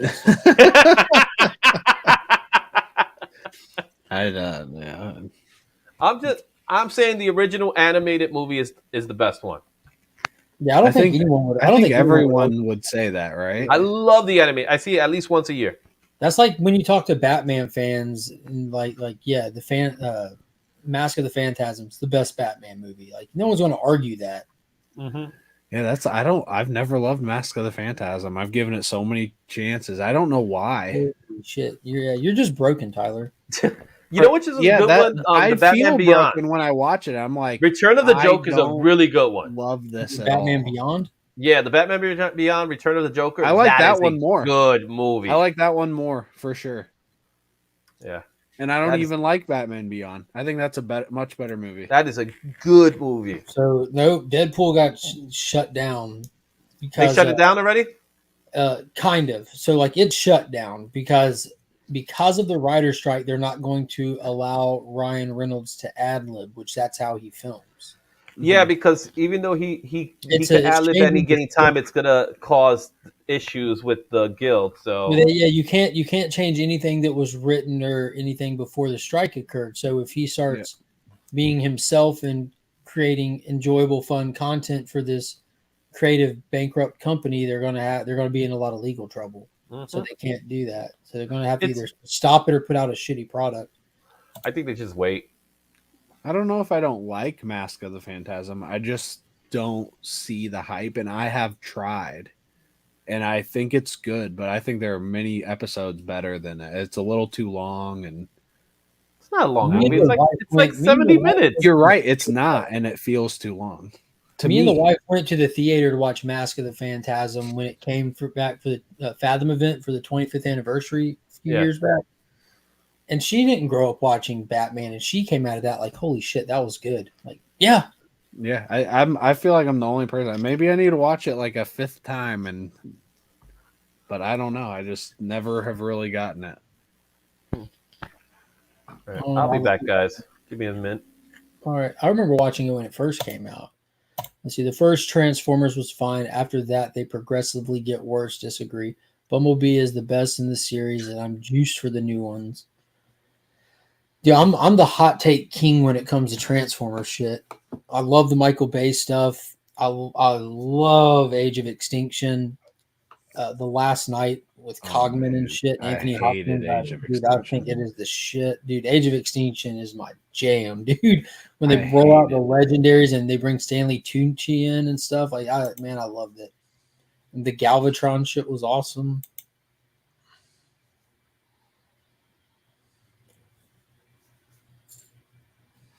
But I realized like that's a not the normal takeaway. But I don't have all the knowledge of the cartoons and stuff, and I just like Michael Bay's style. It always just stands out to me. It's really enjoyable to me. They're great blockbuster popcorn flicks. One of my favorite things about the writer's strike is James Gunn posting pictures of finished scripts a couple of days before on social media. Yeah, I like how he's like, I stand with the the writers striking also this. But I got my movie in. By it. James is sitting there working his ass off. I support you guys. Continues to write. Well, that's the thing. If they write on their own, it's not a big deal. It's the minute it becomes paid It's for hire. technically still a big deal. No, but if they have a paid for hire. In his position, writing is a huge deal. If you had James Gunn standing in the picket lines for you, that would be a massively different occasion. Mm-hmm. You know, I assume that he's part of the guild too. Oh yeah, he has to be. Has to be. Yeah, he's part of the Directors Guild too, because that's the next one. That's the next one. That once the Directors Guild has a strike, then it's over. Even if you're a writer and like have your own idea that's never been talked about, it's just your idea. You're not even supposed to write that shit down. Like it's that deep. Mm-hmm. You're not supposed to write anything. Yeah. No, Mark, you just have bad hot takes. CJ, you are correct. Somehow have problems with Mandalorian. Yeah, but like liking something and recognizing its quality are two separate things. I like the new Power Rangers, but I told everyone else you wouldn't like it. Like I said, it's not good. The acting sport, it's just a nostalgic thing. Yeah, I don't recommend anybody go watch that new Power Ranger show unless you grew up loving the franchise, even into your adult ages. You have to actually get any value out of it. It would do nothing for anyone else. It would actually do a lot for them. It would piss them off. It would make them question their subscription, their money. Like, why the fuck do I have Netflix? I'm canceling. Why do I have this? Yeah. And I said that since it came out. Can't remember whose stream I was on. Someone's like, "Yo, it was so good. The acting was great." I'm like, "What the fuck?" It was Burke. Yeah, Burke's like the acting was good. I'm like, What the acting was great. I could not believe he said if the acting was great, subscribed so I could unsubscribe again. If he said the acting was great in the Power Rangers movies, the Power Rangers special reunion thing with the characters you haven't acted in 30 fucking years. Yeah. Well, it was terrible. Part of the fun of it was the acting was cheesy. Yeah, that's the point for sure. Yeah, that's what I said. It's intentionally cheeseball. But he said it was good originally. He was like the acting, man. It was like the first thing out of his mouth. Like what? It's like when someone looks at a comic book and the artwork is just really bad, and it's I love this art style. It's like, what are you talking about? Do you even know what a good art style is? Yeah, and like it's one thing to judge art because that's really a taste thing. But there's some art out there that everyone's like, yo, this just does not fit. This is just difficult to power through. And then you hear people say, yo, it looks so good. And like, no, you have limited experiences. Go check this out so you know what you're missing out on. The Power Rangers were probably one of the worst things to ever be on television. Yeah, society on that one, bud. I don't know. It had plenty of years on screen. Like I was never a huge Power Ranger fan like that. Decades. Yeah, decades. Yeah, it's still going since 92 on. Yeah. It's not stopped. Yeah. But they would come right after Batman the Animated Series, last I remember.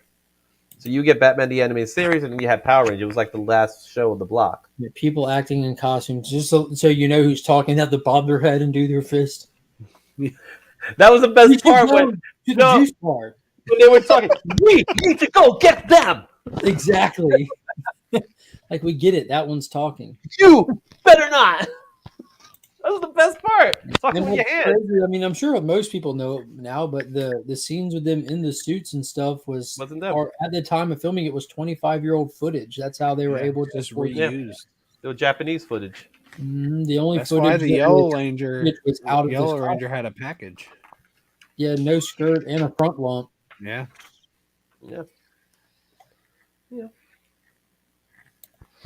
What is going on, Derek? Yeah, there's definitely worse things out there, and it's for its fan base. That's how Star Wars is turning for me. Because he said, "How did I not like the Mandalorian?" It's turning in it's not really a wide audience thing anymore, unless you're okay with horse shit. It's hard to watch, and like that's like me with Power Rangers. I'm okay with horse shit because I have such a deep love for it growing up with it that I'm looking through the horse shit and just getting the content out of it. But I can't watch everything like that, you know. That's such a a small thing, and it's not like it comes out a lot or regularly. It's like once in a blue moon. Because I really just watched the original stuff up to a certain point.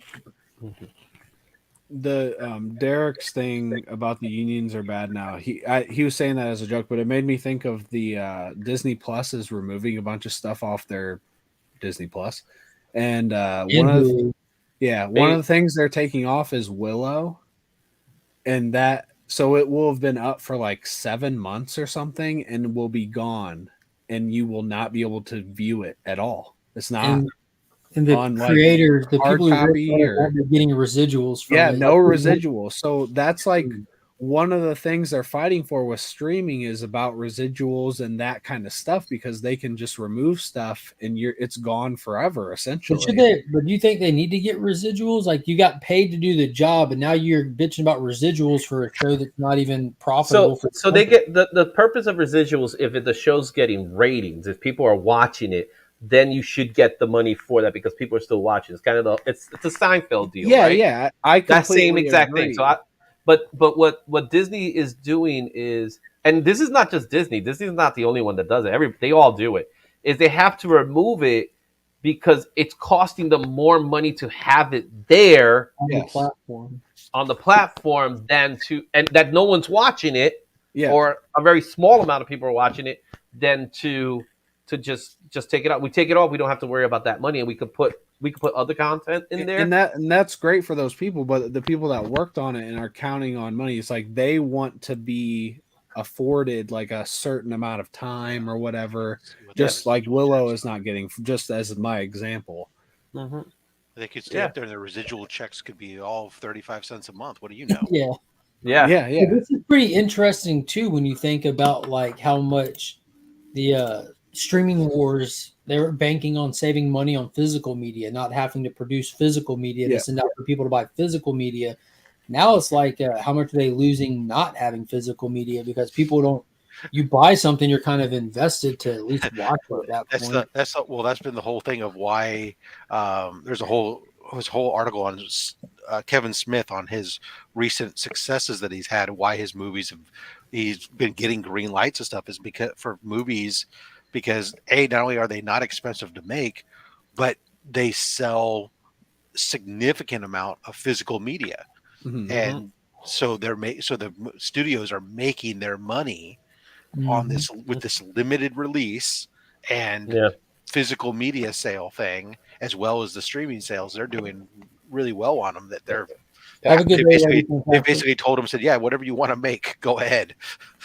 Yeah, and Disney Plus is also going to be removing like their old stuff and re-releasing it maybe every 2 to 3 years. Well, they're vaulting their stuff. You know, the fans love that idea. But it did though, because like I was running Movie Stop for years, and dude, when they would pull something out of the fucking vault to release it, that shit would sell. All they're doing is re-releasing stuff people already own on a higher format. Well, the anniversary edition shit out of it. Because for my era, it was mainly first time on Blu-ray. You know, it had been unvaulted for DVD. Then they would vault it. Then they would unvault it for the Blu-ray release years later. But they did that even before that. So before that, what they would do is they would re-release the movie in theaters, and people would go see them. Yeah. Oh hell yeah! People would go see those movies. It wasn't like a re-release like today, where you can go see like a Phantom event. Not people. These were wide releases. Snow White, 101 Dalmatian, Pinocchio, all those movies. Like, it's coming back to theaters. Go watch it for the first time again. One of those craps they would do. A lot of people for the first time. Can you imagine getting to take your kid to go? Like for me, like if Aladdin had been vaulted Finn's whole life, and they're going to release it in theaters, me with how much I love that movie, I would take my children to go see Aladdin, knowing it's not on television. It's been vaulted. My copy is on DVD or whatever, and I haven't pulled it out of the box of DVDs in the shed in years. And they would do those specials. They would do those like little Disney specials where they just show clips of the movie, and it gives you that interest all over again. It's like, hey, I would like to see that movie. Like one movie I've never seen beginning to end, but I think I've seen it so many times in clips that I must have seen the whole movie. Is Snow White. Never seen the beginning to end, but I've seen almost every single clip It's a bunch. You know what I mean? It's about a bunch of little people kidnapping some roofie chick. Yeah. Her voice like hurts my ears. That was actually the first movie I'd ever seen in a movie theater. They re-released it, and my mom took me. Yeah, I remember when it was released. Right Rob next to saw Batman. It day one release. I don't think so. I think he did, right? That one predates Rob. Yeah, even that. No way. I read the original manuscript. Yeah, Rob was tracking all the leaks. He was looking at the rumors. He was chiseling the rumor paper. He went to the theater like, no spoilers, please. I don't know. I don't want to know if she comes out of the coma. The craziest thing is he had the same home. I had to number. tune the piano in the theater so that way when they were doing the music accompaniment, it was matched. Yeah. Yeah. Like the one of those old movies that I saw when I was not that long ago that was in theaters that was awesome was Fantasia. Both of them. So they had Fantasia and then Fantasia 2000. That is awesome in the theater. But I would love to see those in theater again. They don't really put those movies back in theaters like they used to. Here's the opposite train of thought though. Is I just wish streaming services will have everything they own. I hate the idea of them just constantly putting things in and out. And I think that's what's happened. Like that's really damaging the companies though, is having everything just sitting there accessible at all times because it's just too much content and it just kills people's interest. And that's what we've learned. Like it killed interest in a lot of stuff. They have to make people want stuff, and you don't really appreciate something until you don't have it anymore. Well, that was the joy of having something like when the DC Universe app came out originally. Remember all the stuff that it had? When it came out, the mindset was like, all my DC cartoons are going to be there, all my DC movies. And it came up with like a fraction of it. Mm-hmm. And it was but they had all kinds of cool stuff. Like they have like the original live action Spirit from the 80s that made for TV with Sam Jones and stuff. That Wonder Woman test pilot. Well, the Justice League show that came out in the 70s with Challenge of the Super Friends. Yeah, that was something. All of those things I've had access to my whole life because I grew up in a comic book household, and we've had like ripped tapes or discs. Mm-hmm. Like there's this website that I found back in like 2001 or 2002. And God, I wish Pop was in the chat because I always forget the name, but it was something like antimattermultiverse.com.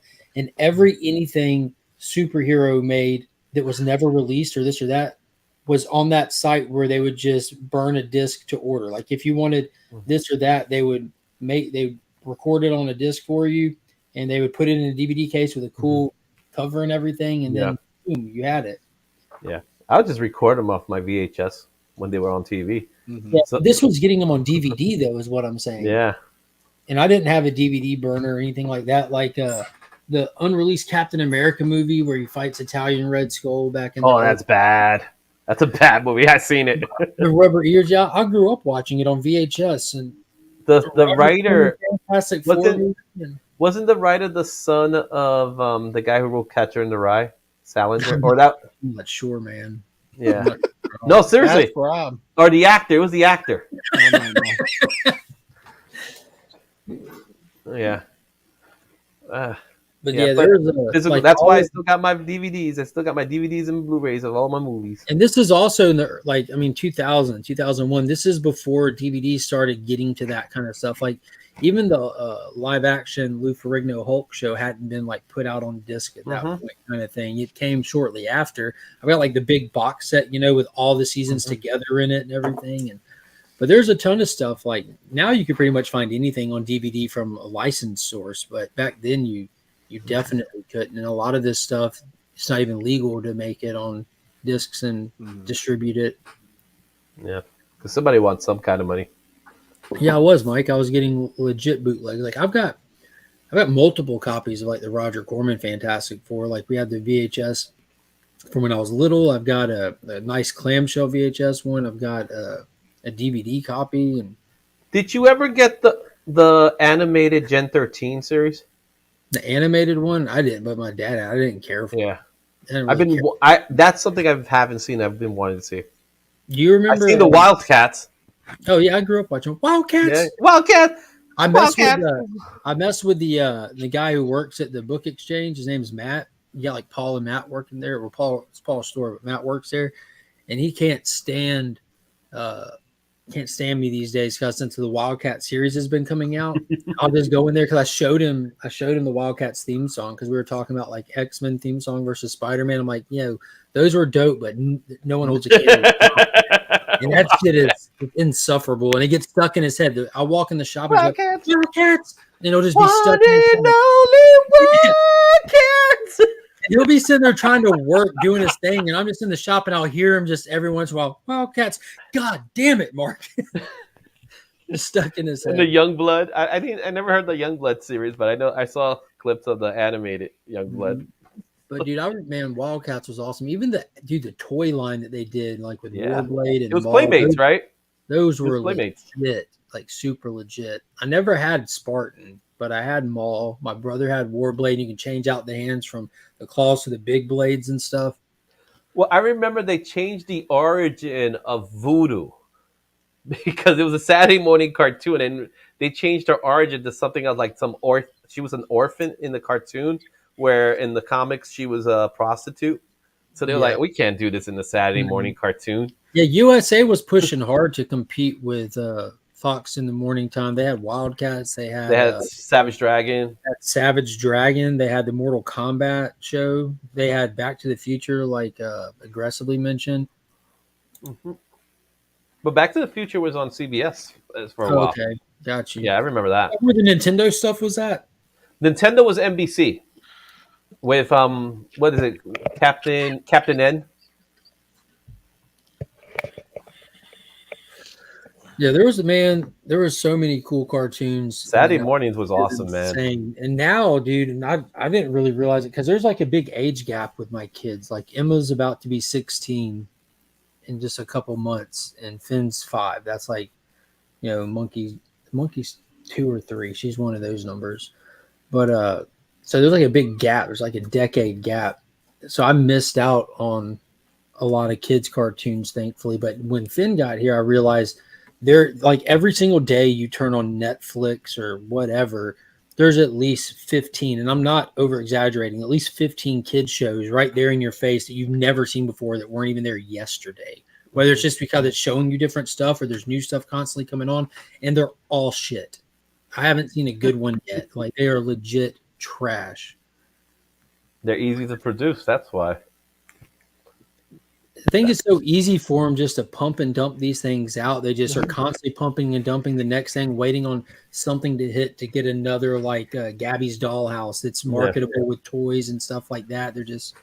But it's easy to produce and it's cheap. It immediately gets them to watch it, right? Because I can tell you right now, watching Saturday morning cartoons, half of the stuff was garbage. Well, more than half of the stuff was garbage, right? But it was just like because it was on, you watched it, and it's the same. It's the same thing with them now with Netflix and all. It's just there. I'm gonna watch it. I don't care how good it is. I don't give a damn about the story. When you go look at something like the RoboCop cartoon or Wildcats, Mortal Kombat, the Highlander animated series, like the animation quality does not hold a candle to X-Men or Spider-Man. Or Fantastic Four, Iron Man. Like even Fantastic Four, that first season, the animation was weak, but they completely changed it to match the Spider-Man animated series animation. But you can tell that they were just like trying to get something to land, and it's the same. It was the same thing back then. Incredible Hulk. The difference between like doing animation cell work versus just somebody punching some bullshit into an AI program to create a cartoon for you. Like they can just mass produce it these days. Yeah. Justin might have heard of it, but Coco Melon is like the thing. Coco Melon's insanity. I hate Coco Melon. That's crack for kids, man. Yeah, I actually saw a thing on Coco Melon how that's like subliminal messaging for children, not like to get them to do anything or anything, but just to get them to watch. Like like they literally scientifically formulated that show to get kids addicted to it, which the goal is to get people to watch it, but their audience is so young that it's dangerous and damaging. You don't want your kid going like soft brain from being addicted to television because of this. Well, you've seen Darren Merle's take on Coco Melon, have you? When Darren Merle was watching Coco Melon, his face basically was like, they're just dancing and all that stuff. You got to see that. It's funny. But I'm not going. But Coco Melon, like it's good content for kids because it's teaching them like in slow motion songs to buckle up and look both ways and share. Like it's 100% of it is just like how to be a nice kid, how to be a better kid, how to be safe. I was a Sid the Science Kid guy. Is that the next door neighbor for Toy Story? No. Sid the Science Kid. He's saying, "I'm looking for my friends." He was the Muppet. Was he the Muppet?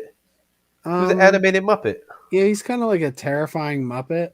Yeah, no, they are Muppets. They were from Japan Studios, but they're animated. Yeah, they were animated because there are Muppet versions to figure out where in the world Carmen Sandiego was. Oh yes, that was the best. Yeah, that's a good one. I ended up finding her in Erie, Indiana. Erie? Y'all remember Erie, Indiana? By the cornfields? Oh yeah. At least it wasn't in Gary.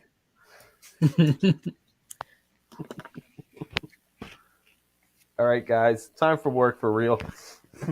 Right. I'm about to have to go to work here in just a little bit. Yeah, I should probably check in. Even though it's supposed to be off. I gotta run to Romania with my dad. The Romanian office is closed today. Just make sure you make a phone call first. Which is why I have to check in on stuff as everybody's off today. I'll call you. But still end up on his landline. All right, well, let's kill it. It's close to 11. We've been. Oh yeah, thank God, baby Einstein's not a thing anymore. Damn, that stuff was like. I never watched that. I just missed it. I remember we got those for my kid, and like my wife and I before she was still like 8 months pregnant or something. We sat down and we said, let's put this on and see what this is before we subject our child to this thing. Oh, that's bad. And we were out cold asleep in like 2 minutes. Those are the pencils, right? The pencils that were it was various toys with motion and colors going on, and it would have songs that were sung in a variety of different languages. For the original Baby Einstein, and then there were like Baby Mozart, Baby this, and Baby that. Yeah. Some of them was like focused on classical music, some were focused different. But the idea of the original Baby Einstein one was not only was it like motion and stuff that was moving to get the kids' attention, but the theory was exposing them to a variety of different languages allowed them to hear those sounds that would allow them to later on be able to connect them. But anyways, it was. Even look what you started, CJ. Rob just stood. Yeah, Rob was silent until you mentioned Baby Einstein. Rob's got his fucking hot takes on Baby Einstein. All right, they were on DVD. I remember those. Well, if y'all are still watching with us, be sure to check out the very controversial video that I uploaded this past Wednesday. You won't be able to miss it based on the thumbnail. There's a hidden giveaway in there. See y'all Sunday night live for At Week's End. Tomorrow at 2:30 real time for Not Slab Hub. Only Slab with Triple G Comics from the UK. You can find Justin in the pages of your favorite comic books. You can check out Izzy over on Izzyverse NYC. His next thing is. Oh yeah, the trading cards. I'm gonna do Series 3. That's coming up this weekend. Series 3, the OG Marvel trading cards. Yeah. And you can find Tyler on Wax Comics. We like Wax. Hey, they do a lot of shit with wax. Hot wax play. Hope everyone has a great day and a happy Memorial Day. Very special video lined up for that. If you're a channel member, it's already accessible to you. Also, don't forget to hit that subscribe button, thumbs up, all that shit. Catch y'all next time. Yo. Brazilian wax.